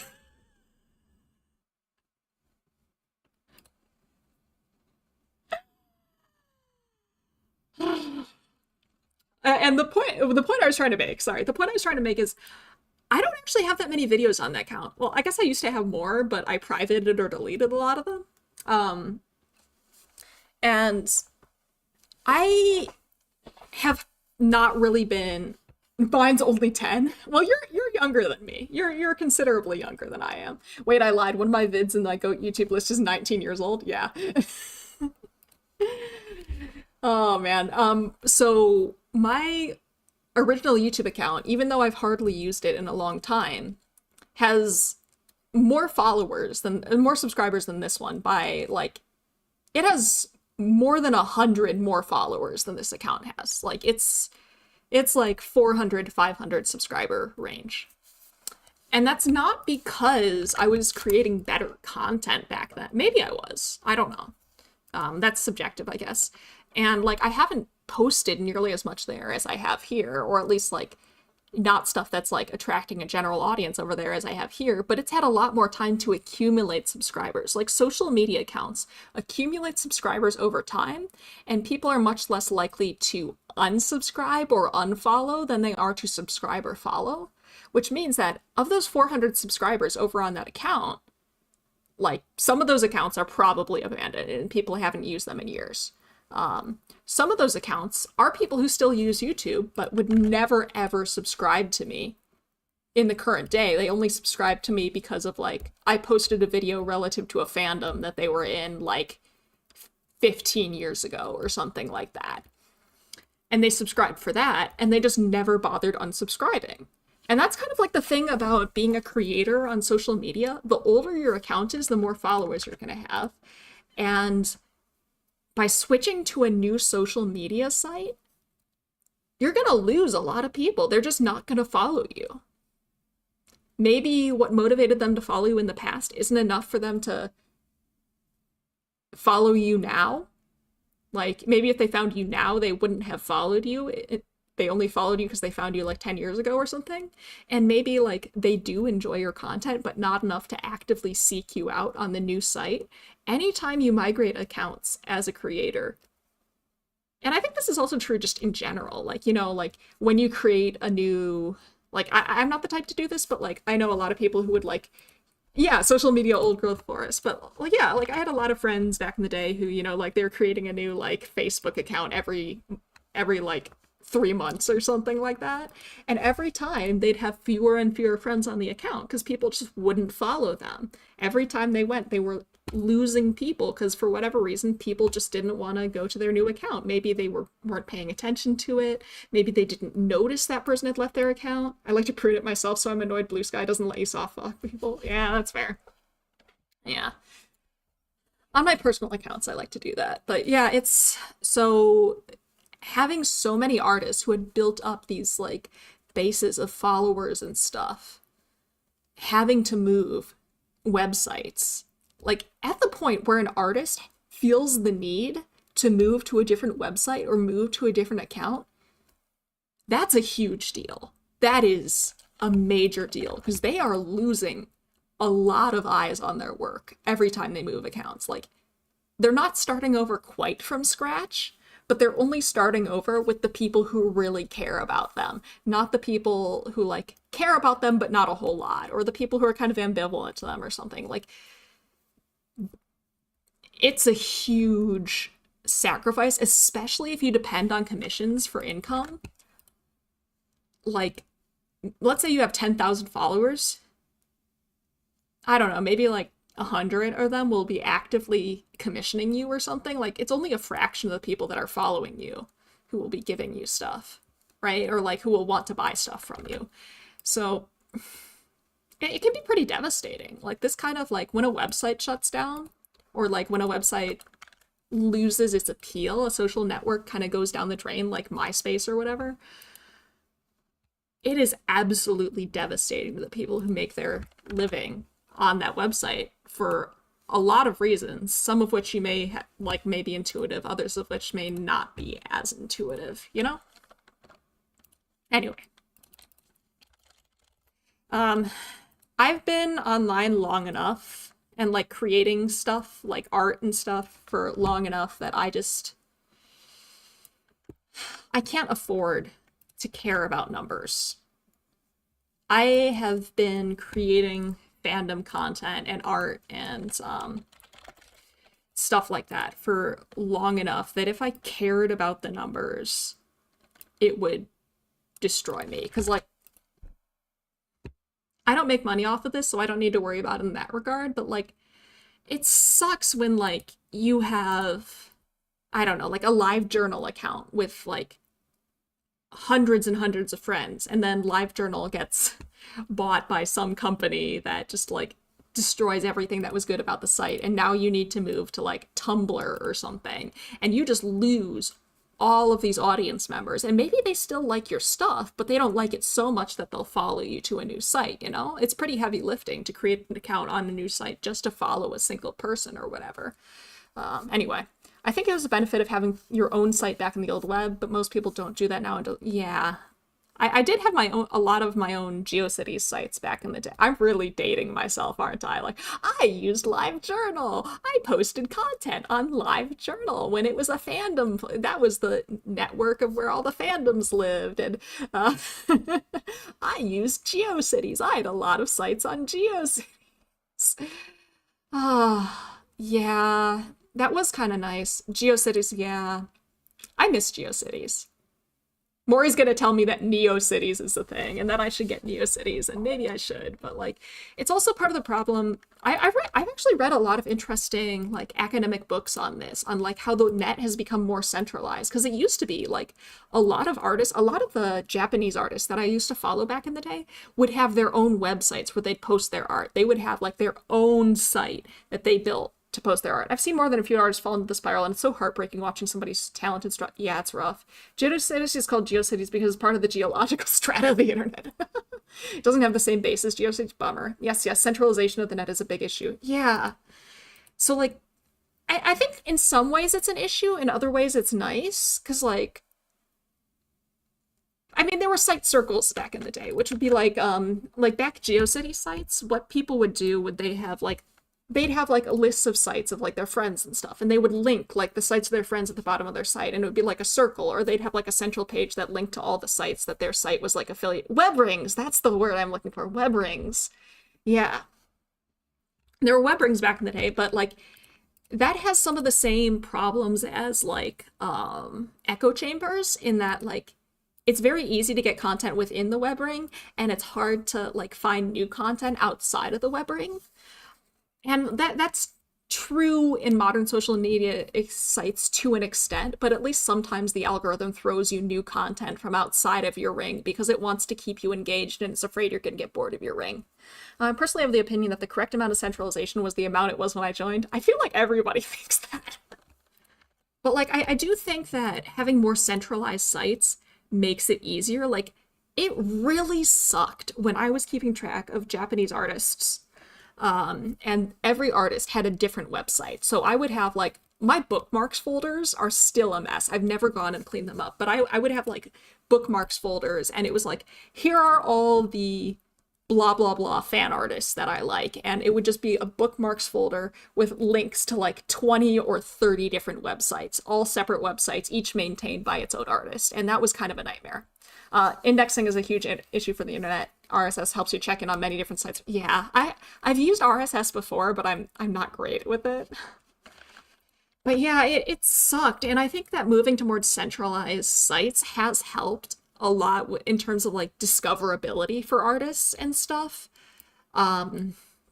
And just keeping things centralized and more accessible and like easier to use, easier to navigate, because everybody's site, if they're all using the same social media site, so like if everybody's using Tumblr, if everybody's using Instagram, or if everybody's using Pinterest or whatever, everybody's website is like, everybody's page is organized in roughly the same way. So it's a lot easier to navigate. Yeah, I'm sorry, Maury. You're never going to get me to go to something very drastic would have to happen for me to go to Mastodon. But it has gone too far, though, because it's to the point where like the algorithm does increase discoverability, but because so many people are making living as content creators online, and also we want social capital, we want people to discover us, it's gotten to the point where people... Yeah, you only get recommended big people. People have found ways to play the algorithm and make sure that they're overrepresented on the algorithm. And I know YouTube has changed its algorithm in the past year or so to start promoting smaller channels, which I think is really nice. But yeah, I think things have gone too far. I think some level of centralization and indexing is very, very important. I think that's very, very important. But there's been a change where I occasionally see rare. Yeah, I like that a lot. I have an app that links Mastodon with Blue Sky. Nice. Oh, shoot. Would you look at the time? This has been a horrible stream for me to get work done. I have accomplished very, very little. But I need to feed the beast. It's time for me to feed the beast. Yeah, indexing doesn't necessarily necessitate centralization, which is nice. It does, centralization helps with usability though, I would say, but I am late. I need to feed the animal. I will be right back. I'm sorry. He hasn't finished his breakfast, so I'm not feeling like it's super urgent, but I should go feed the animal.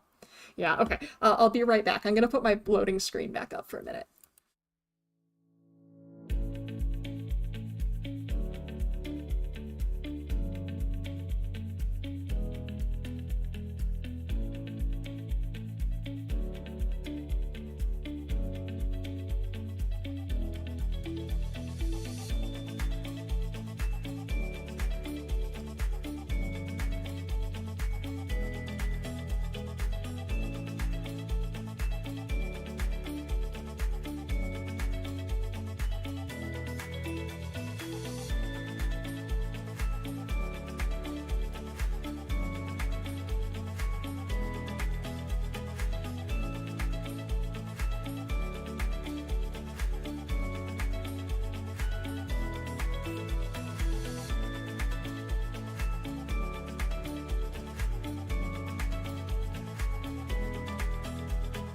I just had a little sip of water.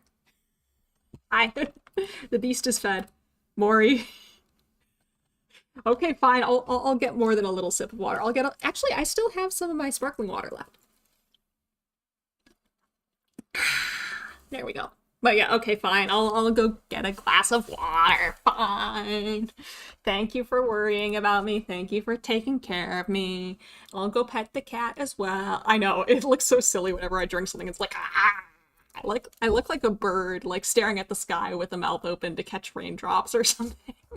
Okay, be right back. Water.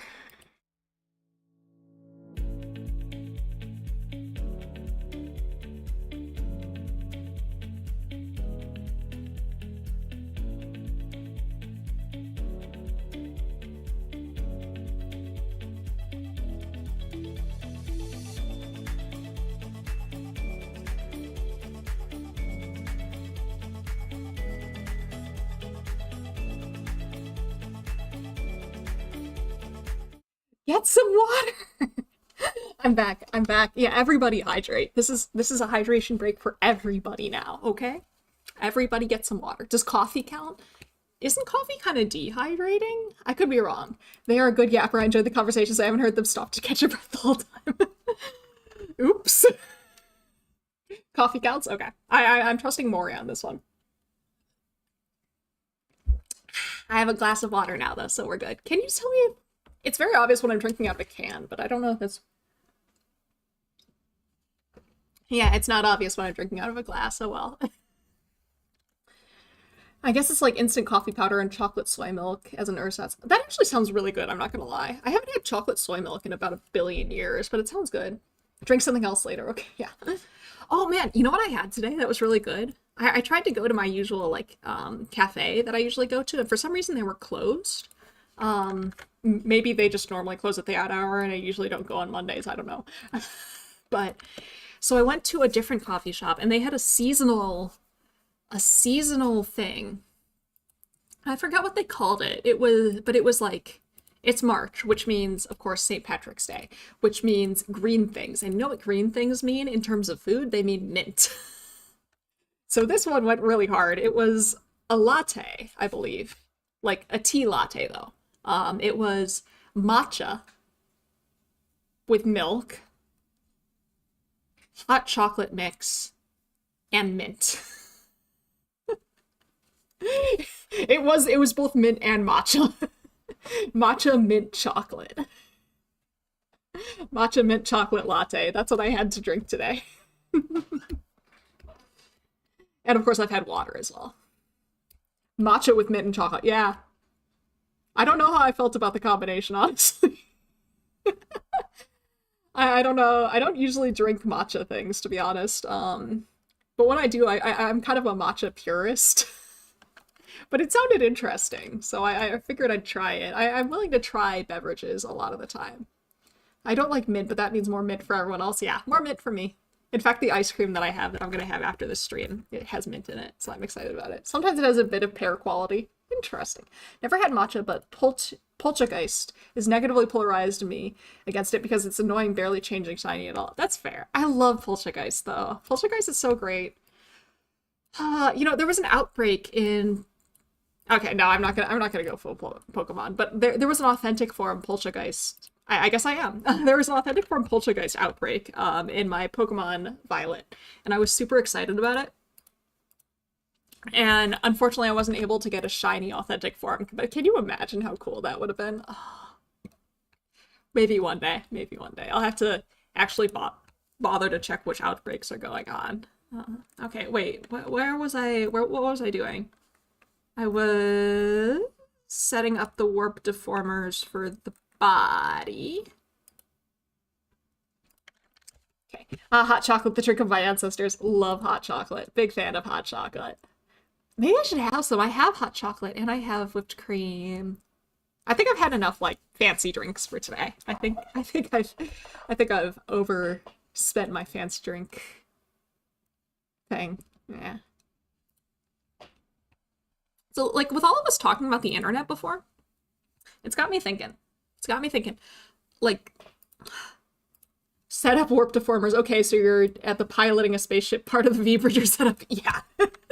Well, warp deformers aren't even required. Like, warp deformers are just a basic part of rigging. What warp deformers do is see how like I really could have done better rigging on like my front feathers here. Like they're really bothering me. I'll have to do that. But see how like the images for my front feathers are going that kind of thing? Yeah, exactly. Yeah, they warp the texture. That's exactly it. So like when I turn, you can see that like it's kind of subtle, but like there's various things that happen when I turn. Like the one side of my face gets shorter and the other side gets longer. It's easier to see when I turn this way. That's me, like this front-on view is the default shape. But then I use warp deformers to make it look like I'm looking in one direction or like I'm looking in the other direction. And like I do stretch and squitch. Like if you look at the feathers at the front left side of my head, which I hate doing because I don't know why they flash like that. I've tried everything, but like they get bigger when I look this way and they get narrow, like they get longer this way and narrower this way. That's warp deformers at work. Exactly. They're warping the texture. It doesn't actually contain the geometry. It just shifts around features to make it look like the geometry exists. Exactly. Yeah. It's yeah. I think that's a good way of putting it. All of these things are like static images, but the warp deformers allow me to make some parts of them more narrow, some parts of them wider, and stuff like that. And you just use that to create the illusion of movement. And like the illusion of 3 dimensions is also, it's part warping, like which parts are narrow, which parts are wide, and things like that. How tall or short things are, that's part of the warping. And the other part is what VTubers models are they're essentially a whole bunch of layers in front of each other. Like it's like if you piled a whole bunch of pieces of paper on top of each other and then just moved them in sequence. And if, let's say I'm turning to the right, the things that are supposed to be in front move to the right with me, but the things that are supposed to be in back move to the left. If you had a particular detail in the plane on the side of your head, we wouldn't be able to see it. Yeah, that's entirely possible. Unless you had a sprite for it was warped, flattened, and so exactly. Yeah, I used to, I think, Marlon, you might have been the one who pointed this out. For a while, I wanted to do a thing where, like, the old rigged version of my model, this is an updated version that I started using during the V-Theorem Gen 1.5 debut. The old version would actually have the feathers on either side of my head move behind my face when I turn. So like if I was facing this way right now, see that feather on the left side of my head? That would be going behind my face. And same here. But unfortunately that led to a lot of unfortunate clipping and stuff. I think I've actually found out a better way to do it since then. So I found a better way to do it since then when I was making Z's model. So if I make an updated model for this, or if I do like a 3.0 brush up rig kind of deal on this one, then I might try again so that like my feathers actually do move behind my head when I turn. But unfortunately I had to undo that because of all the clipping that was happening because I didn't know how to deal with it properly. But now I know. Now I know how to deal with it properly, so I can do that. And I plan on taking advantage of that in the next few models that I rig. There's a lot of other cool stuff you can do. Prior topic, structure the internet. Exactly, yeah. I don't know. I think this is relevant too. Like we're just talking. But the structure, the internet in general, like I'm kind of sad because only when I was doing my PhD did I learn that how cool of a field communications was. Yeah. Communications is actually seems super cool, and I would love to do work in communications, but I didn't figure out how cool it was until I started doing my PhD. And apparently you can get away with a PhD in psychology doing stuff in communications, is what I've heard. I know somebody who has a PhD in psychology who's faculty in a communications department because the methods are similar enough. But another thing that I've really wanted to do is, like, when I was deciding whether to get a PhD, or what to get my PhD in, I got admitted to two different types of programs. One of them was a psychology program, and obviously I ended up picking that one. Like, that's how we got here. But the other was a program in human-computer interaction, which is like the nexus of like it's like the crossroads of communications. Is like online social structuring is part of it, but it's just like how we communicate, how humans communicate with each other, the like, I don't want to say the psychology behind communications, but how to effectively communicate information, how information spreads. And this can be like online, this can be in person, this can be in, yeah, it's a very general thing. And like, you can do a bit of that in human computer interaction too. Human computer interactions, like how information is represented in dialogue, that would be part of it too. Like in text, in dialogue, in images, in like any way that that information is passed from person to person, I think would count under communications. I'm not super familiar with it, but that's kind of my impression. Just it's the study of like passing information from point to point in whatever form that might take. And I'm just sad I didn't learn about communications before this, but like HCI is probably more about representation and modification of information. Yeah, that's part of it. That's part of it. HCI, part of that is like communications, like social interaction between data. Maybe. Social interaction between data is hard to, it depends on what you mean by data, I think.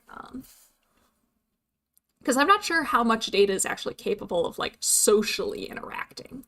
It depends on how you define that as well. But human-computer interaction is really broad. It's like psychology, it's communications, it's economics, it's engineering, it's like super multidisciplinary, it's computer science, of course. And I applied for a program to get a PhD in that, and I got in, and I decided not to ultimately. It's a funny story, actually. It was a really cool program. It was my top choice until I went there and I visited. Like, there was an admitted students day where you could visit the program, and they were showing me around, and I'm like, this place is so cool. This is so awesome. And then, like, the lab specifically that had invited, I wanted to work with a guy there who was studying social networks and, like, things like that. But unfortunately, he wasn't taking students that year, but there was another lab that was taking students, and they were working on an app to help deal with depression, which I thought was really cool. And they wanted me specifically because I was the only person who had applied with a background in psychology. And they're like, we have collaborators in the psychology department, but we want somebody with a background in psychology in our lab. And I'm like, oh, cool. Tell me more about this app. And they're like, oh yeah, it's an app, and we're tracking various things with people with depression and with people without, like, and guess what major thing that we just discovered? We just discovered through our work on this app, you're going to be so surprised. We just discovered that depression is related to sleep. And I'm sitting there like, yes, that is literally one of the diagnostic criteria for depression. Like, why do you think? You clearly don't know anything about psychology, and that's part of one of the things that I wanted to do here is psychology-related things. If you don't know that depression is related to, like, no, like, they were very clear that psychology wasn't their area. So, like, I'm not saying that they should. Maybe they should have known that if they had collaborators in the psychology department. Yeah, they absolutely had the spirit. I don't think that this is a failing on their part, but, like, if I didn't care about learning about psychological constructs and concepts, I probably would have been just fine with that. But one of the major things I wanted to learn about was I wanted to study psychology and online social networks and stuff like that. And from that conversation, I realized I'm not going to be able to do that here. I'm not going to be able to learn about psychology here because they don't seem to understand. Like, they say they're studying depression, but they seem to not even like really grasp some of the diagnostic criteria for what depression is. Yeah. I think I just wasn't surprised or impressed, and they kind of deflated. They thought that they were like giving me some major revelation, and I think it probably was a major revelation to them. Like they thought this was a really cool big deal, and in retrospect, they managed to replicate one of the like major findings in psychology about depression. They got there from a completely different angle that psychology did, and I think that's cool in and of its own way. But it kind of sucked as like somebody who wanted to learn about psychology. You would have to teach them instead. Exactly. And like I wanted to learn. I was there to learn, and that would mean if I went with that lab, I would have had to be the one teaching. And I love teaching, don't get me wrong, but I didn't want to get a PhD where I was the one teaching my advisor, you know, and I'm sure that my advisor would have been teaching me a lot of stuff as well. But because I was specifically interested in the human side of human computer interaction, I don't think that would have been a good fit for what I was trying to get out of it, if that makes sense. But I still think human computer interaction is really interesting. And tell me if this sounds crazy. Tell me if this sounds crazy. I've been thinking about this for quite some time. I've been thinking about going back and getting another PhD in human computer interaction. Does that sound crazy? Get another PhD. Does that sound wacky? I don't know. Like, I do not. I'm going to take that yes as, yeah. I mean, yes, you do. I was fully ready to enable, but no. I wonder if the university I work at has a program in HCI.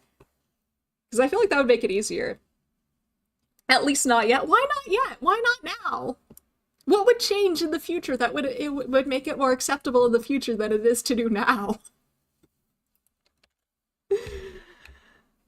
Oh, like when I told my PhD advisor this, like when I was getting my PhD, like I was still getting my first PhD, and I was like, I want to go get another PhD in human computer interaction, and she was like, what is wrong with you? And like the way that she described it was, you shouldn't have to get multiple PhDs. And she thinks like characters like Bruce Banner or whatever are stupid, or like Dr. Ratio from Honkai Star Rail or whatever are stupid because they have multiple PhDs, which in her mind doesn't make sense because the goal of a PhD is to train you how to do research. It's like, of course, you're going to be taking a lot of classes in a specific area that you're interested in, and like your specific specialization and stuff. And like that's part of it too, but the main idea is how like you're learning how to do research and how to like think like a scientist. And theoretically, once you've gotten your PhD, if you want to learn a new discipline, you should be able to do that on your own now because you have the skill set. Sometimes I see people get blasted for stretching too far outside the domain of their PhD. Yeah, and that's part of what I'm thinking about too. Like, and I could go and I could contact human-computer interaction researchers and ask for a cross-disciplinary collaboration. I could do that. That's something I could do. Would you be able to use the honorific doctor? Maybe I could justifiably call myself Dr. Mylan Aikman, PhD, without it being redundant. But I think that human-computer interactions methodology and like ways of working are different enough than psychology that at least it would make a bit more sense to do that. Oh, the tangent of HCI. There's a certain tool that might be an interesting case example of how computers can represent information in more intuitive ways. I would love to hear about that because like my understanding, like I've done machine learning and stuff before as part of my research. And the problem with machine learning, you sent Media about it in Discord DMs. Oh, thank you. I will look at it after this. But part of the problem with like machine learning and stuff like that is computers don't necessarily look at data the same way that humans do. And this is part of the reason that like the brain as a computer is a really nice metaphor for simplistic teaching, but it doesn't really work all that well when you get into more complicated stuff, because human brains and computers represent and interpret and process information in very, very different ways. And I don't know. It's a tool for visualizing binary files as cubes or spheres. Ooh. That might be a bit beyond my capabilities to understand, but I'm going to take a look at it just in case I can. Just in case I can wrap my head around it, because I am absolutely interested. Where am I? What was I doing? The brain is an entirely different sort of computer. So true. And you can recognize certain patterns in there and certain file types. Oh, that's cool. That's really neat. HCI. Yeah. Love HCI. I think I might just, like, if I decide that I shouldn't get a second PhD, that's the spirit. I do the same in the streams, yeah. Yeah, if I decide not to get a second PhD, I think I'd at least want to start taking classes in other departments. Like, apparently I can do that. I just need to figure out the logistics of it, but apparently I can go and I can take classes in other departments. Maybe I'll try and get another bachelor's degree or two, you know? BA, BS, maybe. I could probably do that. And then I wouldn't even have to apply to a different university because I can take classes within my own university where I work. Or maybe just, you know, like non-degree seeking student, just take whatever classes seem fun. I might do that. The work ethic to want to do school, like that's it. Phi, I want to keep learning. I want to keep learning, Phi, but I need some extrinsic motivation. Like my intrinsic motivation for learning is like, it's like that's the whole reason I'm doing this stream. Like I'm really anxious about learning this VBridger, and I've been avoiding it because I'm anxious about learning something that I think is going to be very difficult for me. And I need some sort of like extrinsic motivation to help me do that. And that's why I'm doing this stream, though I'm realizing I've accomplished very, very little during this stream. I was accomplishing way more leading up to this stream than after the stream started. So maybe this might have been a failure, but like it's the same principle. I'm more likely to go into an entirely new area that I know nothing about with some and like I'll go there, but also I also worry a lot that I'm misinterpreting things. So I would love to learn directly from an expert. And I've been getting some of that from your channel and like the other VTheorem members' channels. But yeah, there's not streamers for every topic that I'm particularly interested in. And I want like assignments. I want accountability. I want people to give me homework. That's what I want. I kind of regret not enrolling in after graduating high school, but I kind of learned plenty from content creation. Oh, that's good. Yeah, and honestly, like, I don't think there should be pressure to go to like college or anything like that right away. It doesn't make sense to me because college is a big investment, whether that's time or money or both. And I think you should figure out exactly what you want to do before you go there. If you even end up going there, like you should have a good idea of what you want to do. But you accomplished something. I did accomplish something. I'm wondering if I should go back to education for proper bio degree, but I feel like that might be too much. I don't know. Goodness knows there's plenty of computer knowers who think they know everything. That's also true. I don't know. I mean, maybe you could take like, you could look at some like online, there's like free courses and stuff like that online. I think Phi was talking about some of them earlier in his stream earlier today, so he would know more about them than me, but I know that like various universities offer like free courses and stuff online, and maybe go through one or two of those courses and see how you're feeling about the information in that course, and like maybe then you can figure out, do I think I need some more formal structured help on learning this thing, or do I think I'm understanding it fairly fine on my own kind of deal. Oh, the MIT Open Courseware. Yeah, I think that's the one that Phi mentioned earlier. VTuber University. True as in there aren't VTubers. Yeah. I really want to find VTubers for like media psychology and like communications in media. And there are podcasts. Maybe I should start listening to the podcast. I've recently started following a lot of these scholars on Blue Sky. Blue Sky starter packs are a game changer. Not gonna lie. Oh, what was I doing? I was trying to set up, I was hoping to at least get the warp set up by the end of this, but that is not, I don't think that's going to happen. None of that will like give me a single clue about how lab work works. That's true. That is true. Like some of the hands-on stuff you're not going to be able to do all that well or learn all that well online, which is unfortunate. Okay, here's where I step up with my previous recommendation. Just maybe try to become too many things at once. I feel that, Marlon. Like me, like I want to, whoa, what have I done? Whatever. I want to learn to like, I do art. I do rigging. I do animation. Like I can do frame by frame animation. I can do live 2D animation. I can do drawing. I want to do comics. I want to do like content creation. I want to do creative writing. I want to do all this stuff. And I feel like I'm very much going full like jack of all trades kind of deal. It's like similar kind of thing, I think. Like I feel like I'm splitting my attention too much. I'm trying to do too many things at once, and therefore I'm kind of like not getting as much as I could out of any one of those given things because I can't seem to focus on any one given thing.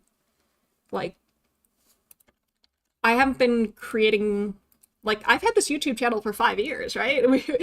In 2 days it will be my 5-year anniversary of this YouTube channel, and I haven't done a whole lot with it. I've done a lot more since meeting V Theorem with it, but like for a while there, I was only posting once every 6 months or so, right?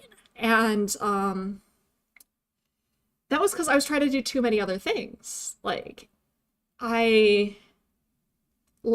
the end of last year, I was preparing for the V Theorem, like Gen 1.5 debut with V Theorem and trying to post more videos and do more streams. But I was also working on a comic for a manga contest. And I was also writing an entire novel for a light novel contest. And I was also, doing all my other work. And I was doing this and this and that. And that was because I want to do all of these things at once. There's so many things that I want to do.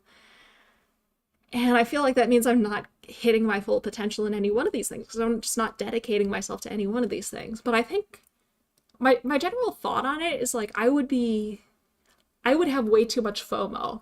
If I tried to focus on one thing, I would be really sad about missing out on all the other things that I could be doing. So I think I'm just gonna half-ass a lot of things instead of whole-assing one thing. Because what you said is something that the guy I was saying discusses PR stuff for VTubers does touch on psychology like that sometimes. Yeah, there's a lot of interesting stuff about psychology and PR and marketing, or marketing and PR and psychology. The core through line I want to do is neuroprosthetic interface. That's so cool. I wanted to make prosthetics when I was younger. I still kind of want to make prosthetics. I've also considered going and getting another master's degree, that master's specifically in prosthetics and orthotics, because I really want to make prosthetics.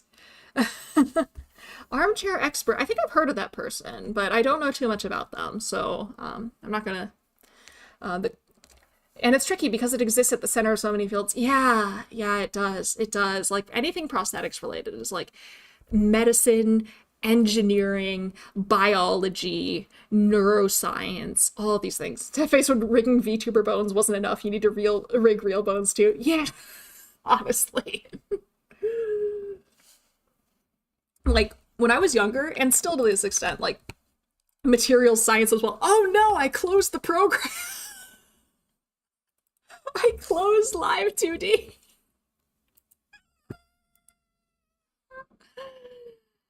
Oh. It's okay, I saved. I save things compulsively, so it's fine. I didn't lose anything. So I'm not worried that I lost anything, but no, I'm not worried about that. Like I save compulsively, so I'm fine, but he only has 2 videos. His content focuses in streaming right now, but those videos are a good introduction to his kind of shtick. One of my favorite student-friendly projects was in prosthetics, yeah. When I was in high school, I did a final presentation on prosthetics. Like, I did a presentation on prosthetics in healthcare. Oh, I closed it again! Is this a sign? Is this a sign that I should just give up on working on this for the night? This might be a sign. Your id just wants to yap. My id doesn't even want to yap. My id wants to eat ice cream and play Minecraft. That's what my id wants to do. Bye, I can't believe you just tricked me into talking about Freudian concepts. When I find you,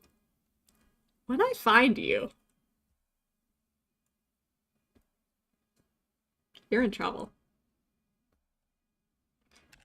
Oh, no, you're fine.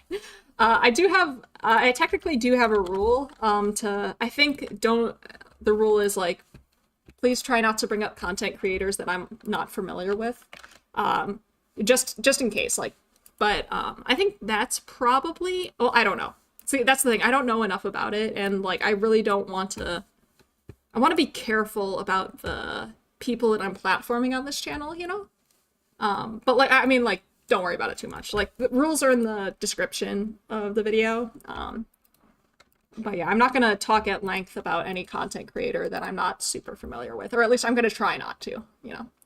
In that you don't have them vetted. Yeah, exactly. I don't have them vetted. I don't know what they're about. I don't know what they're doing. I don't know if they're sharing accurate information, things like that. So I'd prefer to like have the opportunity to vet content creators before discussing them at length, if that makes sense. I respect that. I will stay still. Yeah, no worries about it. No worries. Not too fussed. I need to get more work done. I don't know how to work anymore. I don't know what I'm doing. I'm gonna cry. I'm not actually gonna cry. Kind of want to though. Okay, where am I? What am I doing? Time to sign. It's okay, you can keep talking if you want to. I just need to figure out what I was doing. Oh.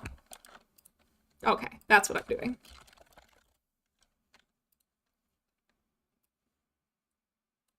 How many works would you say you've done in the last 130? I don't know if it's quantifiable. I don't, like, I guess I could count the number of warps I've created, but I'm not sure. Keep talking if I want to is how we spend 2 hours without getting this rigging done. I mean, yeah. Yeah, but like, my deadline for this is how many months away? My deadline isn't, I have another 6 months. I have a full half a year to do this rigging. So I'm not too fussed if we don't get too much of it done tonight, you know? Like, I've got a good 6 months. Yeah, it's like September. I don't need to have this done until September, so I'm not fussed about it. I have plenty of time. I'm not the type of person who procrastinates. Which sometimes actually causes a lot of problems, but yeah. It's fine. I'm like, if we take the psi model, for example, like the psi model was 6 hours. It took me 3 hours to do the art and initial setup, and then another 3 hours to rig. According to that metric, I'm about halfway through with this model. Like, if that sort of like ratio of time stays similar, I'm halfway. And I started it I think I started this model. When did I start this model? Was it this month or last month? I think it was the end of last month, so I have plenty of time. We both need to put our motivations into a large jug and then pour it out evenly into 2 cups. Yeah. I do think that would be very good if I could have less motivation and other people could have more like, I think I have an excessive amount of motivation in some respects. And that is honestly very unhealthy for me because I'm incapable of relaxing.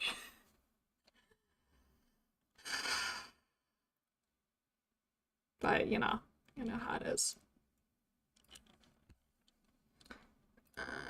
Oh! No, okay.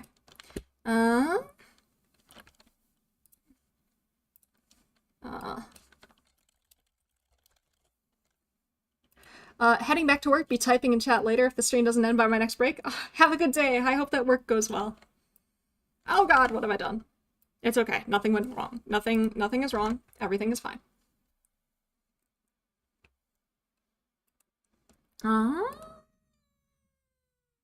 What did I do? There we go. And then I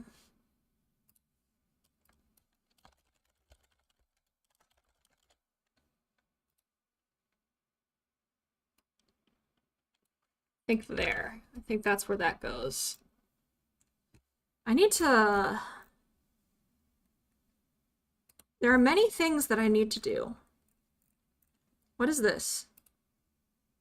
Okay. I'm listening, by the way, if this counts as A's. Oh no.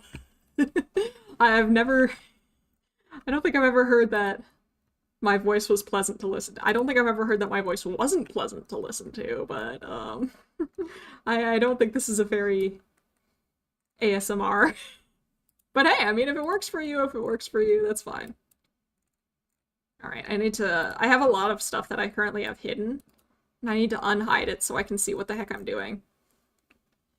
Anything is ASMR if you believe. You're probably right. You're probably correct. I have no reason to doubt you. You have never led me astray before. Not once. Where is... There's some stuff that's hidden that shouldn't be, and I don't know why. I don't like normal ASMR because the whispers are too clicky for me, so this is better. Hey! Look at me! Better than normal ASMR. I should put that as my...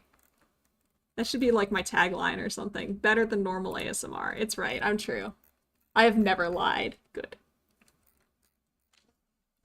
I've never lied either. Never once in my life. I've never told a lie.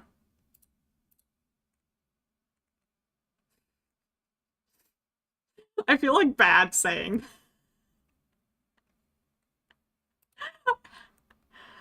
Where is this thing? There's a thing, and I can't find it. There's a thing that should be visible. Is it here?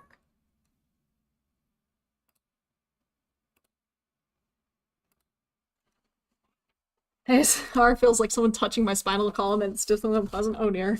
I've always lied in my life. Everything I say is incorrect, even this. Marlon. Please. Oh no. Okay, there it is. I probably lied at some point, but I'm so bad at it. Oh no. Touching spinal column. That's good imagery. I cannot. Yeah, it is. That is really good imagery. That's like good for. That would be like a good metaphor for writing and stuff. Just become a creative writer. It's a good idea.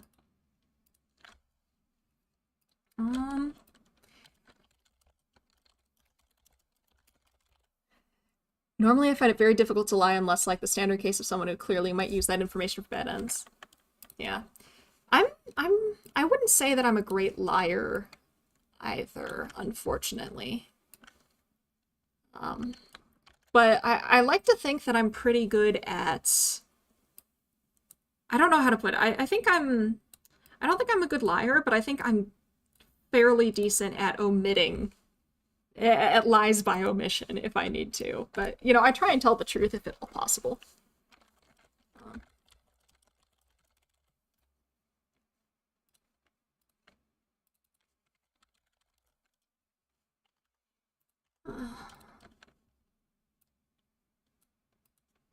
I think, like, lying is...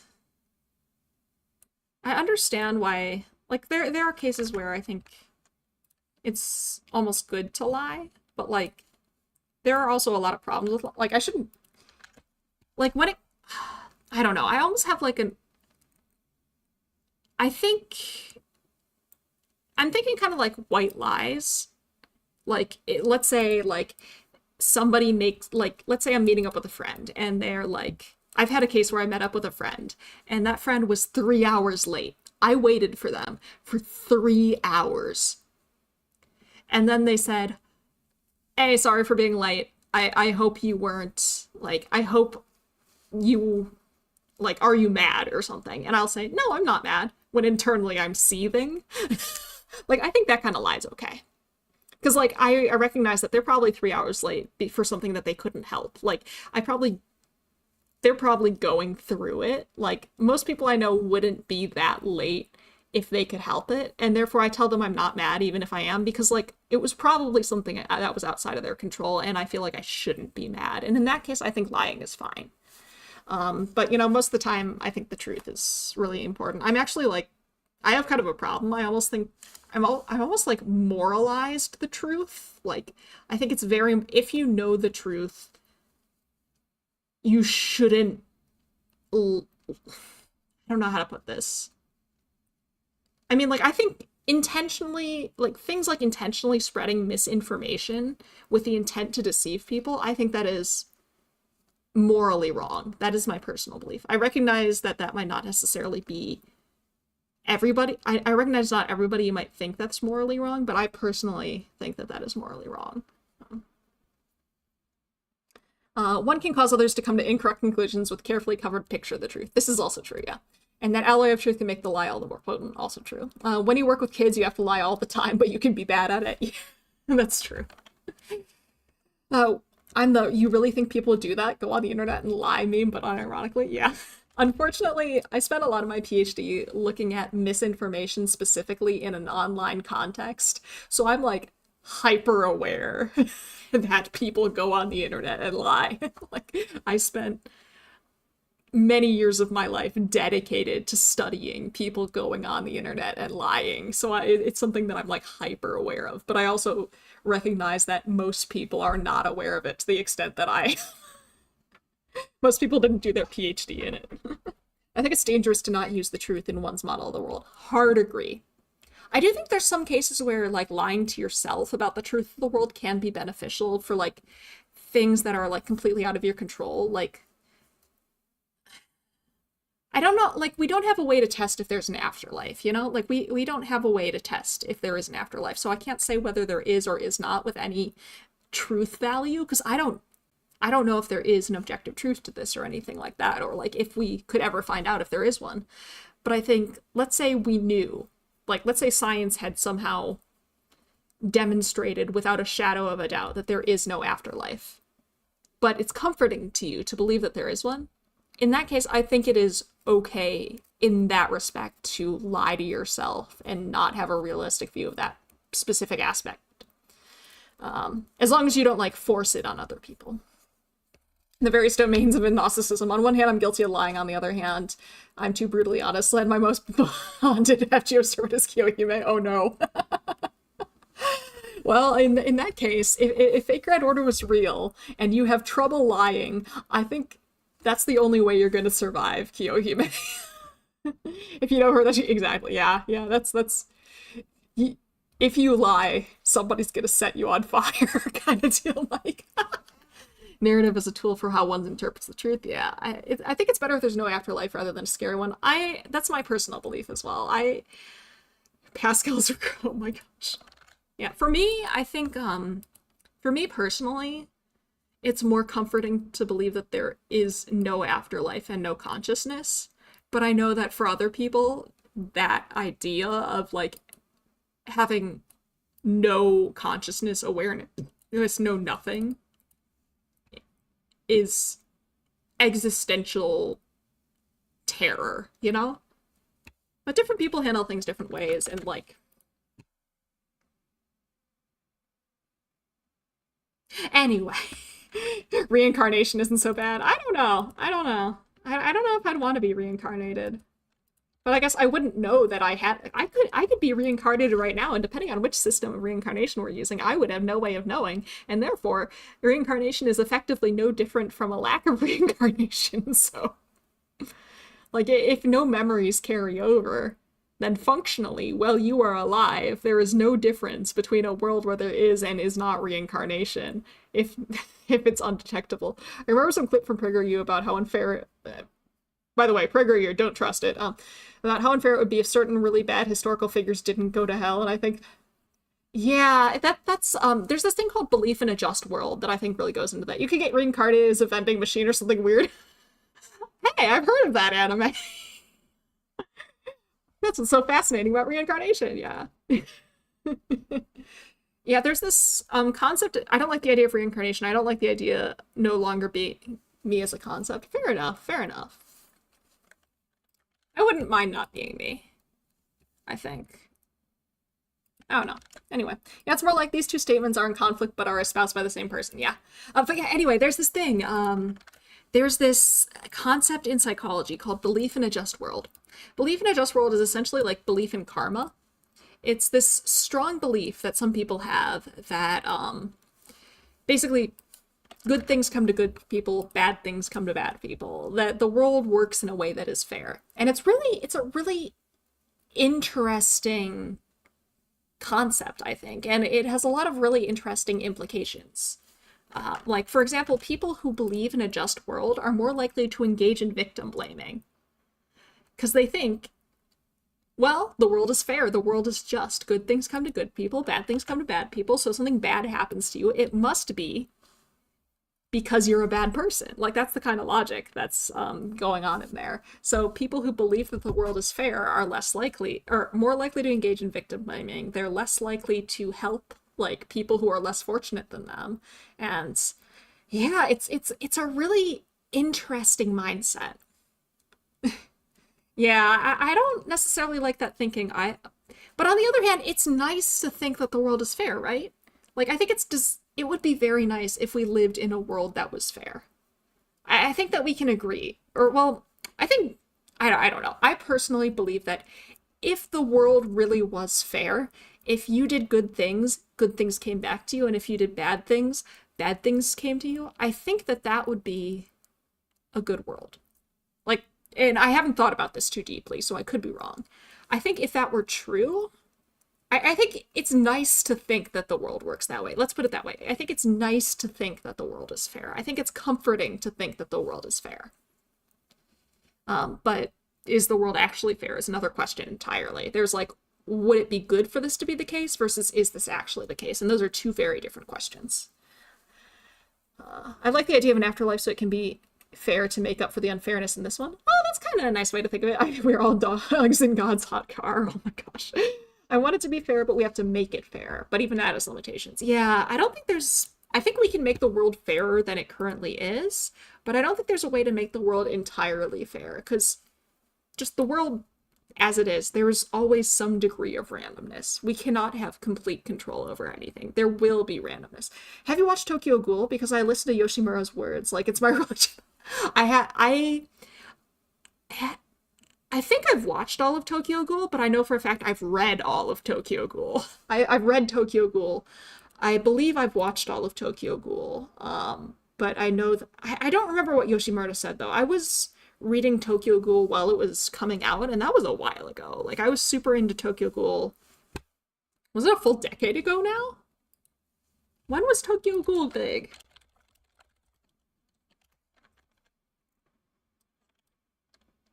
Yeah, it ended in 2014, so I stopped, like, be actively really thinking about Tokyo Ghoul when the manga ended in 2014, so it's been a little over a decade now, so I don't really remember what Yoshimura said. Yoshimura was the head of Anteku, though, right? I know, I'm pretty sure, yeah, he was the older ghoul that ran Anteku. Yeah. Yeah, that guy. Ah, Tokyo Ghoul. I remember when the Route A anime was announced. So what happened with Tokyo Ghoul was, so for a long time, a lot of these long-running shows, like, you know, Naruto and Bleach and like whatever, One Piece, or Gintama or whatever, the anime would catch up to the manga. And they had a dilemma. They could either stop the show and wait for more manga to come out, or they could do what was called a filler arc. Or there's multiple options. So like, let's say Naruto. What Naruto did was it started filler arcs, which meant it was a lot of like anime original content that had nothing to do with the manga, and it couldn't actually have any real impact on the manga or on the main plot. So that's why it was filler. It had no impact on the main plot because the anime wanted to faithfully adapt the manga, and therefore nothing in the filler, nothing in this anime original stuff could actually have any meaningful change, because then they'd have to undo that meaningful change when there's enough manga left to keep adapting. Yeah, Bleach did a lot of that too. Bleach had many, many seasons that were filler.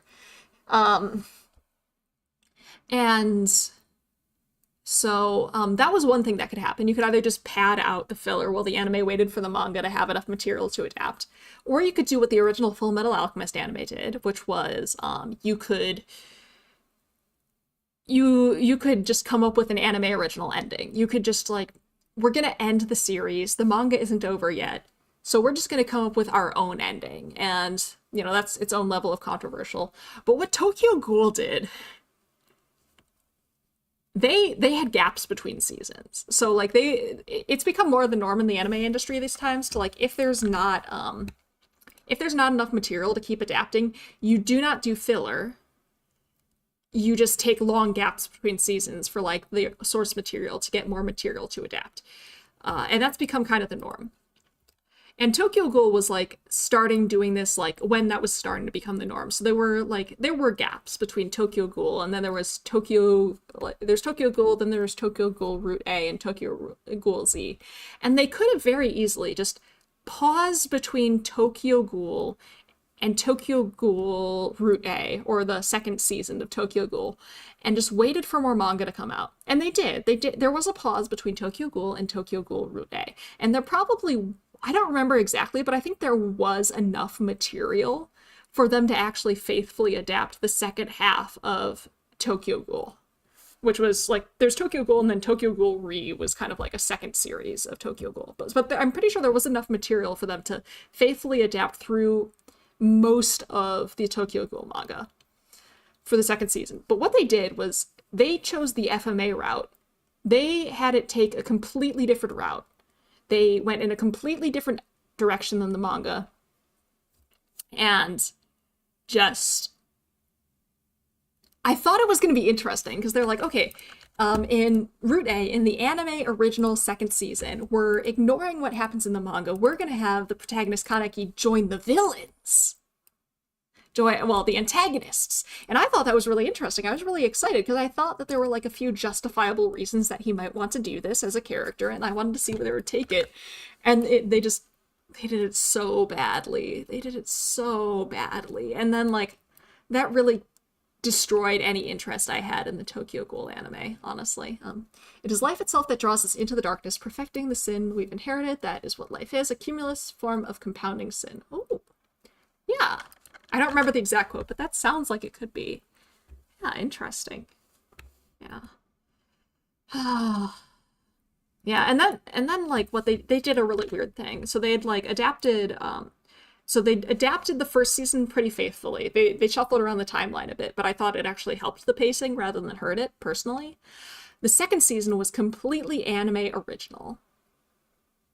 It was like a AU, kind of. An AU where Kaneki did something else. Yeah, they tried to turn Kaneki into Sasuke. Yeah, they were going for like, Kaneki was already pretty edgy in the manga, but they made him even edgier than that. And it really didn't work. Because part of Kaneki's appeal was that he was a big softy at heart and kind of naive, you know? Like, that was part of his appeal as a character. And they kind of just tossed all that out, which really destroyed it. But then they did a really weird thing. They're like, okay, we adapted the first half of Tokyo Ghoul somewhat faithfully. We went completely off the rails for the second half of Tokyo Ghoul. And then, after the original Tokyo Ghoul manga ended, there was a sequel called Tokyo Ghoul Re. And Tokyo Ghoul Re, I actually kind of enjoyed it. There were a lot of characters in there that I adored. And it introduced me to Queen Bee, the band, which I love Queen Bee. So thank you, Tokyo Ghoul Re. But they adapted Tokyo Ghoul Re faithfully. That's what screwed me up. The first half of the first season of Tokyo Ghoul was fairly faithful. The second half was completely off the rails. And then Tokyo Ghoul Re was faithful again. So they were essentially pretending that they had never done Tokyo Ghoul Route A and that they had adapted the second half faithfully. So there's this entire chunk of all of Tokyo Ghoul theoretically has been animated, has been an anime. But there's the entire second half of Tokyo Ghoul was never actually adapted. What was aired was a complete alternate universe, and then they go into Tokyo Ghoul Re as if they had faithfully adapted that second half. They completely ignored that Tokyo Ghoul Route A ever happened. They were living in an alternate universe where Tokyo Ghoul Route A didn't happen, and it was just a faithful retelling of the second half of the manga. It was so weird. Weird they didn't redo it like with FMA Fruits Basket and Blue Exorcist. Did they redo Blue Exorcist? I didn't know that. But yeah, like Fruits Basket and Full Metal Alchemist, they just like, both Fruits Basket and Full Metal Alchemist, their original runs had anime original endings. But yeah, then they completely readapted both series. They reanimated the entire bit that had been animated before and then animated all the way through the end faithfully. Oh, this is how you apply the Mandela effect. Just kind of reminds me how games with multiple endings sometimes get sequels. Yeah! Like, if we're talking Fate, there are three major routes in the original Fate Stay Night original novel, or Fate Stay Night visual novel, sorry. And there are sequels to the Fate timeline is really interesting. I know Gigux tried to map out the entire Fate timeline, but as a Fate Strange Fake aficionado, he did it wrong. he was wrong. He did not do it right. Maybe one day I'll make my own version of the entire Fate series timeline.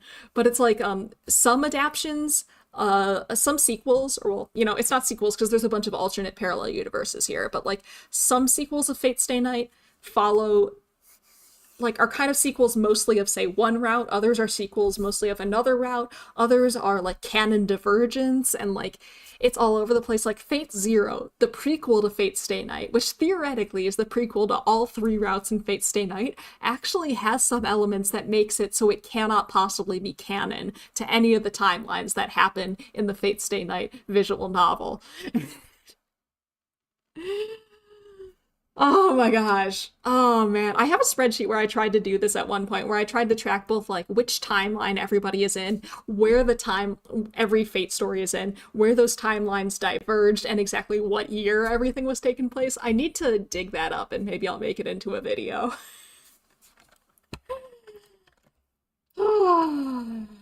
Maybe that could be my Fate video, Mike. Sounds worse than Legend of Zelda. It's a little wet. I feel like people, though, treat Fate as if it's much more confusing than it actually is. Like, is it confusing? Yes. But is it as confusing as people make it out to be? No, I don't think it actually is. They had to have Kiritsugu specifically speak to Irie instead of talking to Saber, because in Stay Night it's mentioned he only ever uttered one word to her. Yeah. At some point I need to Google what Fate is. Fate is incredible. How many Homestucks of confusion is it? I don't think it's as bad as Homestuck. Oh, here it is. I found it. This is from 2019. I'll have to update it, but I found my rough Fate timeline spreadsheet. I can do this. And I have it separated into... I guess I didn't do, like, where it cuts off. Or where it diverges in all of these, but... it's not as bad as Homestuck. It's definitely not as bad as Homestuck, because all the different like outside of the original Fate Stay Night visual novel. So there's the Fate Stay Night original visual novel, and that has 3 timelines in one minimum. I think there's other bad endings outside of the routes. So like there's more timelines than that, but like the 3 main routes, there's 3 main routes which are all kind of separate timelines, separate ways this could have gone in Fate Stay Night. But every other Fate entry. Speaking of that, did you check those channels to see if they would work for you? I didn't look at them, honestly. One of them, I'm sure I've already seen the video. The other, like, honestly, I wasn't too interested in that aspect of it. I'm sorry. Maybe I'll look at them at some point, but, yeah, I'll see. But yeah, every other Fate thing takes place in, like, sort of one continuous timeline. I think they did a better... It's not hard to do a better job than Giguk. It's not that I think Giguk wasn't trying, and it's not that I think Giguk was intentionally being... I think Giguk was intentionally, like, exaggerating how confusing it is. He was trying to make it sound more confusing than it actually is, and I also think he was struggling with things that didn't have an anime adaptation. Like, he seemed to struggle... He was getting a lot of things wrong with Fate Strange Fake, and at that time, Fate Strange Fake had no anime adaptation. He was getting a lot of things wrong about, like, things like Fate Prototype and fragments and stuff like that. And yeah, he was memeing. What he was doing that video way more for entertainment value than he was for actual clearing things up. And, like, that's valid. That's valid. But I think for people unfamiliar with the Fate franchise, they didn't understand that that's what he was doing. So, like, I don't think that he did anything wrong with that. Like, he was getting objective facts about the Fate franchise wrong, but I think that's okay because his intent was not actually to convey accurate information. His intent was to entertain and play into this misunderstanding that Fate is way more complicated than it actually is. You know? And I think there's a place for that. I think there's a place for memeing. There's absolutely a place for memeing, but yeah. The memeing came at a cost of information. Those can be funny, but it's kind of a bummer when people don't know the series, get the wrong exactly. And I think that's what kind of makes me a little sad about that video. Like, I've watched that video multiple times, and I think it's very, very funny, but like seeing people who are unfamiliar with Fate using that as their introduction to Fate, I think is like, it makes me sad, but in retrospect, I don't think it should make me sad. Because I'm thinking, sounds like how I feel about people making Halo analyst videos who haven't read the books. Hey, Dwamarthrax? Welcome. Yeah. It's like that thing, you know, like when you're a big fan of something, you kind of get emotionally invested in the lore. And like when you know a lot about, I was talking about this actually on Side Aries stream earlier today too. Like when you know enough about a topic, people saying things that are inaccurate in a place where they have like a big audience or something, like inaccurately portraying things to an audience gets kind of very frustrating. And maybe it shouldn't be, but like, you're like, I could do a better way of explaining it. Oh, good, I said it right. Yay, great success. Yeah, I don't know how else to, yeah, big mood. Yeah, this is true for like academia. Like I get really frustrated when people inaccurately describe my research area, but it's also true for fandom. But I think the memeing with inaccuracy isn't, well, one, because the goal was never to tell the truth, and the goal was never to deceive, it was just to meme. I think that's not as bad. I'm thinking like, you know, the abridged series. Their intent is not actually, most of the time, to summarize the series, or like create a shorter version of the series. Their intent is to meme. And in that case, I think that's okay. As long as it's like explicitly obvious that this is intended to be more humorous than accurate, I think that's fine, and there's a good place for that. And sometimes it can get you interested. I remember watching a medic reacting to health practices in Dr. Stone. The compilation made him so mad, not knowing the compilation was focusing in on entertainment rather than being educational. Dr. Stone. I have feelings about Dr. Stone. I've read the entire manga for Dr. Stone, and I'm up to date on the anime for Dr. Stone, so I don't hate it. But I have complicated feelings about Dr. Stone. I think the problem with Dr. Stone to me is that a lot of people hold it up as if it's like this paragon of like accurate science information. And like they had a science consultant, Kurare, I believe was their name, on Dr. Stone, who consulted on the science. But the problem with science is that it's super broad, right? It contains a lot of different things. And Dr. Stone did a lot of different types of science, right? They were doing biology, they were doing chemistry, they were doing all kinds of things. There was engineering being involved in there. There was astrophysics being involved. They were doing a whole bunch of things, and they only had one person as their they only had one consistent consultant on this. And one person can never be familiar with all of science and medicine as well, like you noted. Like, one person's never going to get everything right. That's impossible. Like, most scientists only know a lot about one very, very, very, very, very, very, very tiny specific thing in their already tiny niche, even psychology. Oh my God. See, that's what upsets me about Dr. Stone. The psychology specifically. I made a video about one specific thing in Dr. Stone. I went on a Twitter rant about another thing that appeared in Dr. Stone related to psychology. Every time Dr. Stone tries to talk about psychology, not just Gen though, but Senku's done it too. Whenever either of them, or really anyone, tries to speak on psychology with any authority in Dr. Stone, they are getting it so completely wrong. Like, it's basic misunderstandings of even what the terms they're using mean. To be fair to Gen is not a psychologist, so that is a bit of an advantage. Dr. Stone is shonen, but a science hero. Most shonen have action heroes. Should we use Naruto as a guide for physical health? Absolutely not. No. But Dr. Stone is claiming to be about science, and you know they'll have those disclaimers like this is like these are real things. Don't try them at home. You know, these are fictional things, but real science stuff. And like, it does have this kind of veneer of science, and it is true that we shouldn't be taking science advice from Dr. Stone, but it markets itself as more educational than say Naruto, and like it has these warnings about this is real science and stuff, and like I guess that's kind of what bugs me about it.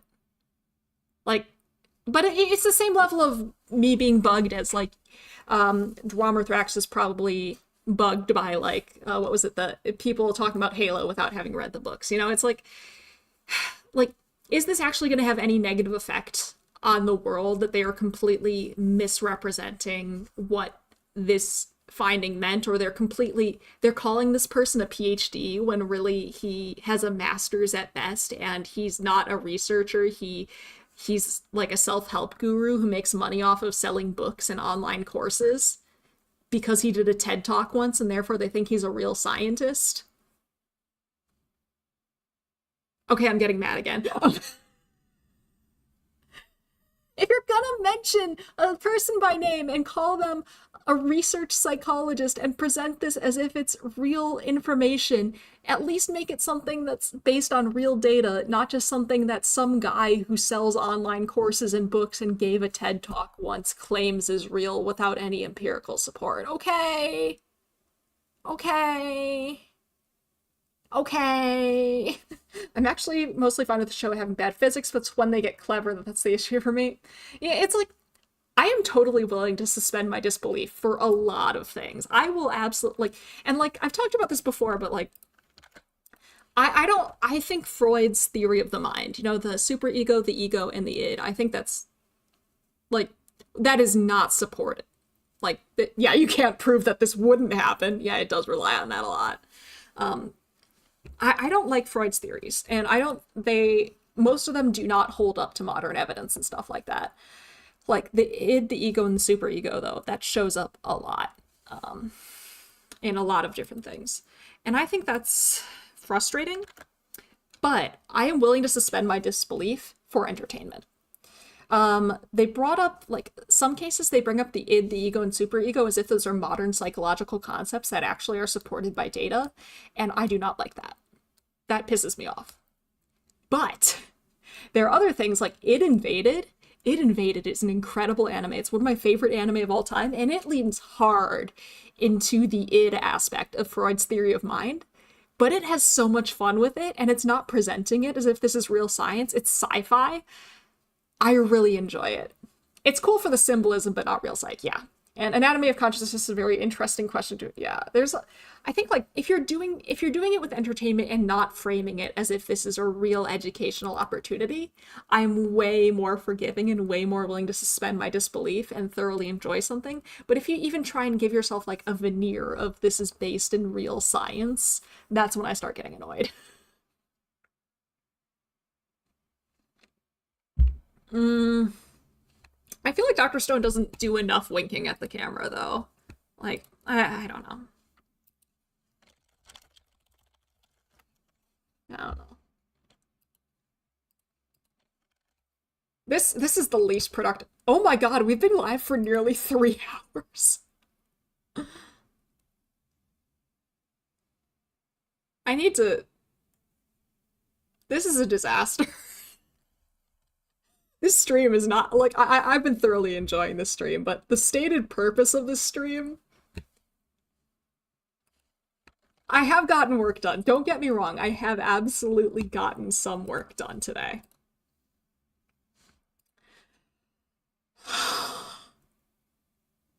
Not nearly as much as I hoped. Work, yeah, and it's been fun, yeah. It's the fun that matters. And like I said, I have another 6 months until the deadline for this. So, like, I have plenty of time to do this. The real progress is the friends you made along the way. Yeah.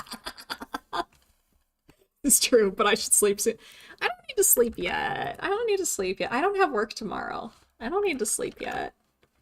But I probably should try and get to a good stopping point and end the stream soon. Like, I can feel my voice going out on me. It's struggling. But I have had stuff to drink during this stream, which I normally do not. Yeah, I'm gonna try and get to a good stopping point. And then I'm gonna try and stop. Let's do...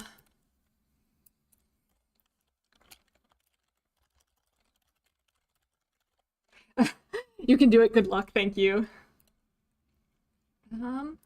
Drink liquids. I'm drinking a liquid.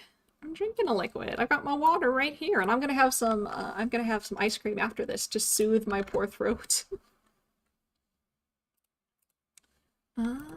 Is there a code word we have to continue the conversation but also steer into work-related topics? Unfortunately, no. Would that there was, but there is not. That might be something to plan for in the future. Oh, man. Why is this...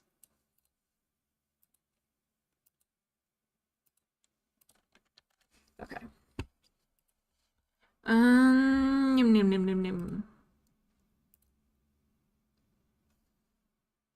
Would it even work? Probably not. Code blue. Isn't code blue the code for cardiac arrest or something? I feel like that's worrying. What is a code blue? I know different hospitals use different colors for things, but... Code blue usually means someone is experiencing a life-threatening and medical emergency. It often means cardiac arrest where the heart stops. I don't know, I used it to find out what it is. Are you indirectly using me to look up stuff for you? Valid. Someone was gonna tell me. I don't want to interrupt the discussion at times, but I did want to say something about progress but felt shy. No, that's fine. Feel free to interrupt whenever. Feel free to interrupt. I am making progress. Don't get me wrong. I have absolutely made progress. No, it's not mean. It's not mean. I would take that completely in good humor. I would not consider that mean in the least. Besides, you don't know. I could have made a lot of progress and you would have no idea. I've made a decent amount of progress. I thought chat would correct me mercilessly. No. No, you're fine. You're fine. Like, you are totally fine. Like, if you want to, the whole purpose of this stream was for me to get stuff done. So, like, if you want to be like, hey, you're not making enough progress or something like that, that's fine. That's, like, the stated purpose of the stream is getting stuff done. Chat is pretty lenient. That's right. And they should be lenient because they're the ones distracting me, clearly. As if I wasn't the one who chose to do this. Chat is innocent of all things. Both the streamer and fellow chatters, yes. Mm-hmm. Oh, man.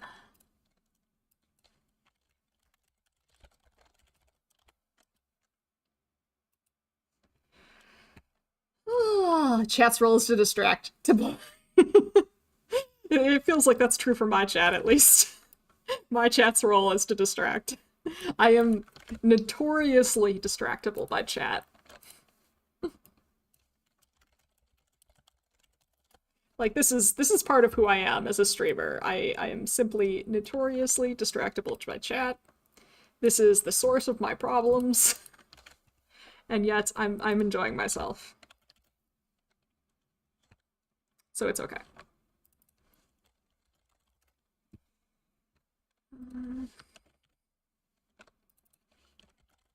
Not as severely as Sideri. Sideri doesn't need the chat to distract her. She'll distract herself. She gets distracted from the chat, okay?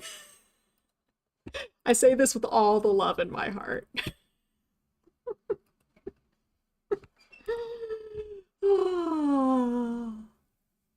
I'll be honest, you are better at recovering focus than most streamers I know. Oh, good. I'm glad. I'm glad. One day she'll break 20 words per minute. I believe in I do too. I believe in her. I need to get better at, like, focusing, though. I need to do more article reading streams so I can, like, train in the mountains, you know? So I can do that. Oh, I need to do... And that way, to an extent, you can't really respond to everything in chat. That's true. I have the advantage over Sai as well, in that I have a considerably lower CCV, like, what is that, like concurrent viewers or whatever. My number of concurrent viewers is considerably lower than Sai's. So it's much easier for me to pay attention to as much of chat as possible. Like, I can notice what's going on in chat way more than Sai can, because I don't have as much in chat. In the mountains with the Eye of a Tiger playing in the background, absolutely. Absolutely. That's exactly how I do it. True. Yeah. I'm like, oh man, I'm gonna make a really, really old reference. I am Ryunosuke. I think it's Ryunosuke from Hitman Reborn. I'm going to the zoo. I'm going to fight the bears. Let me fight the... That moment from Reborn lives rent-free in my head. I want to see the bears! I'm gonna fight the bears! I do sometimes scroll back in Sai's chat to see how far behind she is. Yeah. The second... For a second, you said Ryunosuke from Toho. Oh no. Is Ryunosuke that one guy who's like the only guy in all of Toho?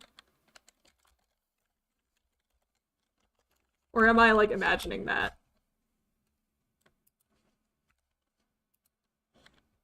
I think he's the only guy in Toho. The only guy in Toho who's like a shopkeeper, yeah.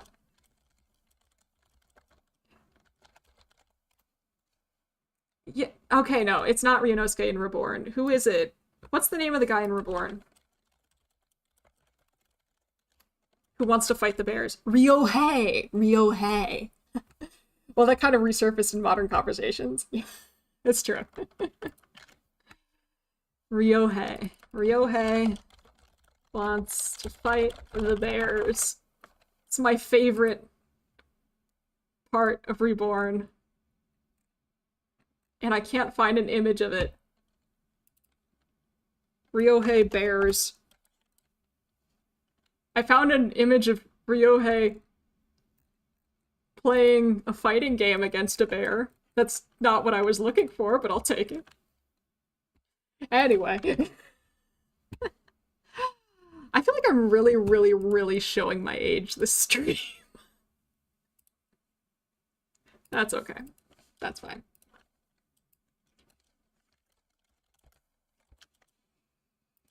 That's okay.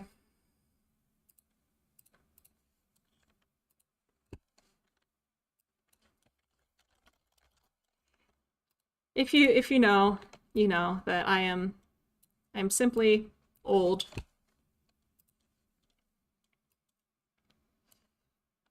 Definitely not the oldest VTuber. But I'd say my age is above average. I'm above the median. You're younger than me. It's true, I am younger than you, Mori. There is a lot of time in the world, absolutely. There's so much time in the world.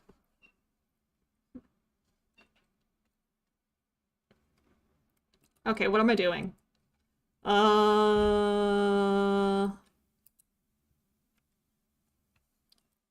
There's not very much. The world is, but also not very, well, time is relative, right? What seems like a long time to one, based on one reference point, will be a very, very short period of time based on another reference point, right?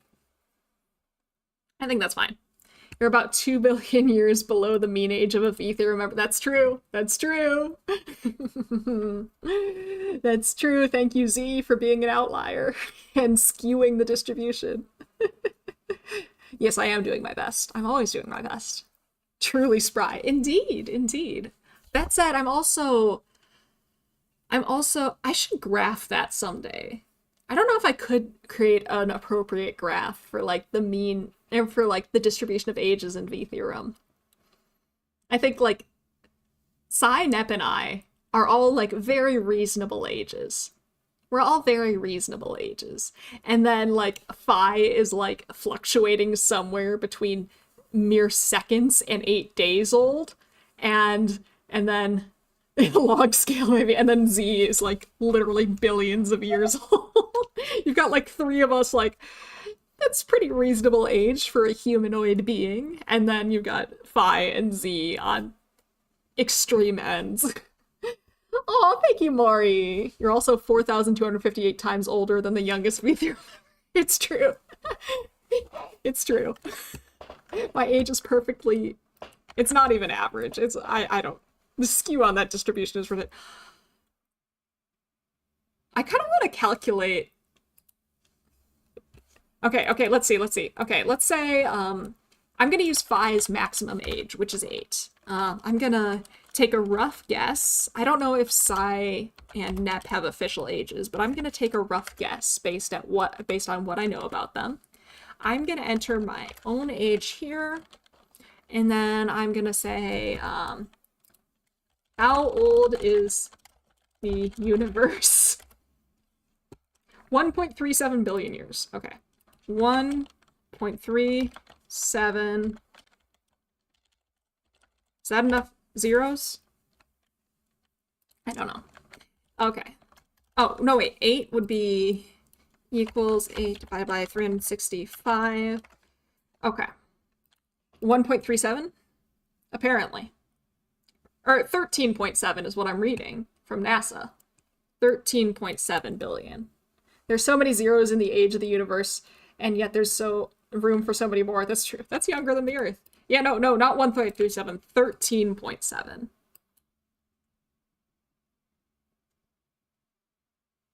Oh, I needed one more zero on here.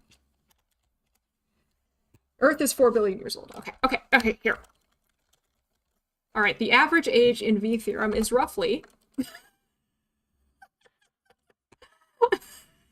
Okay.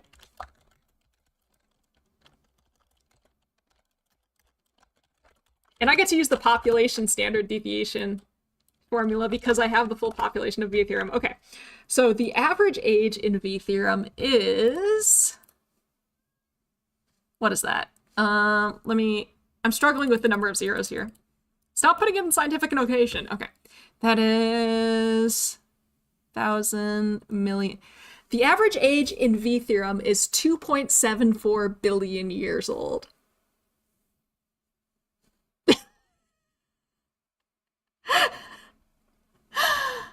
The standard deviation is bigger than that. Oh, it's beautiful. It's beautiful.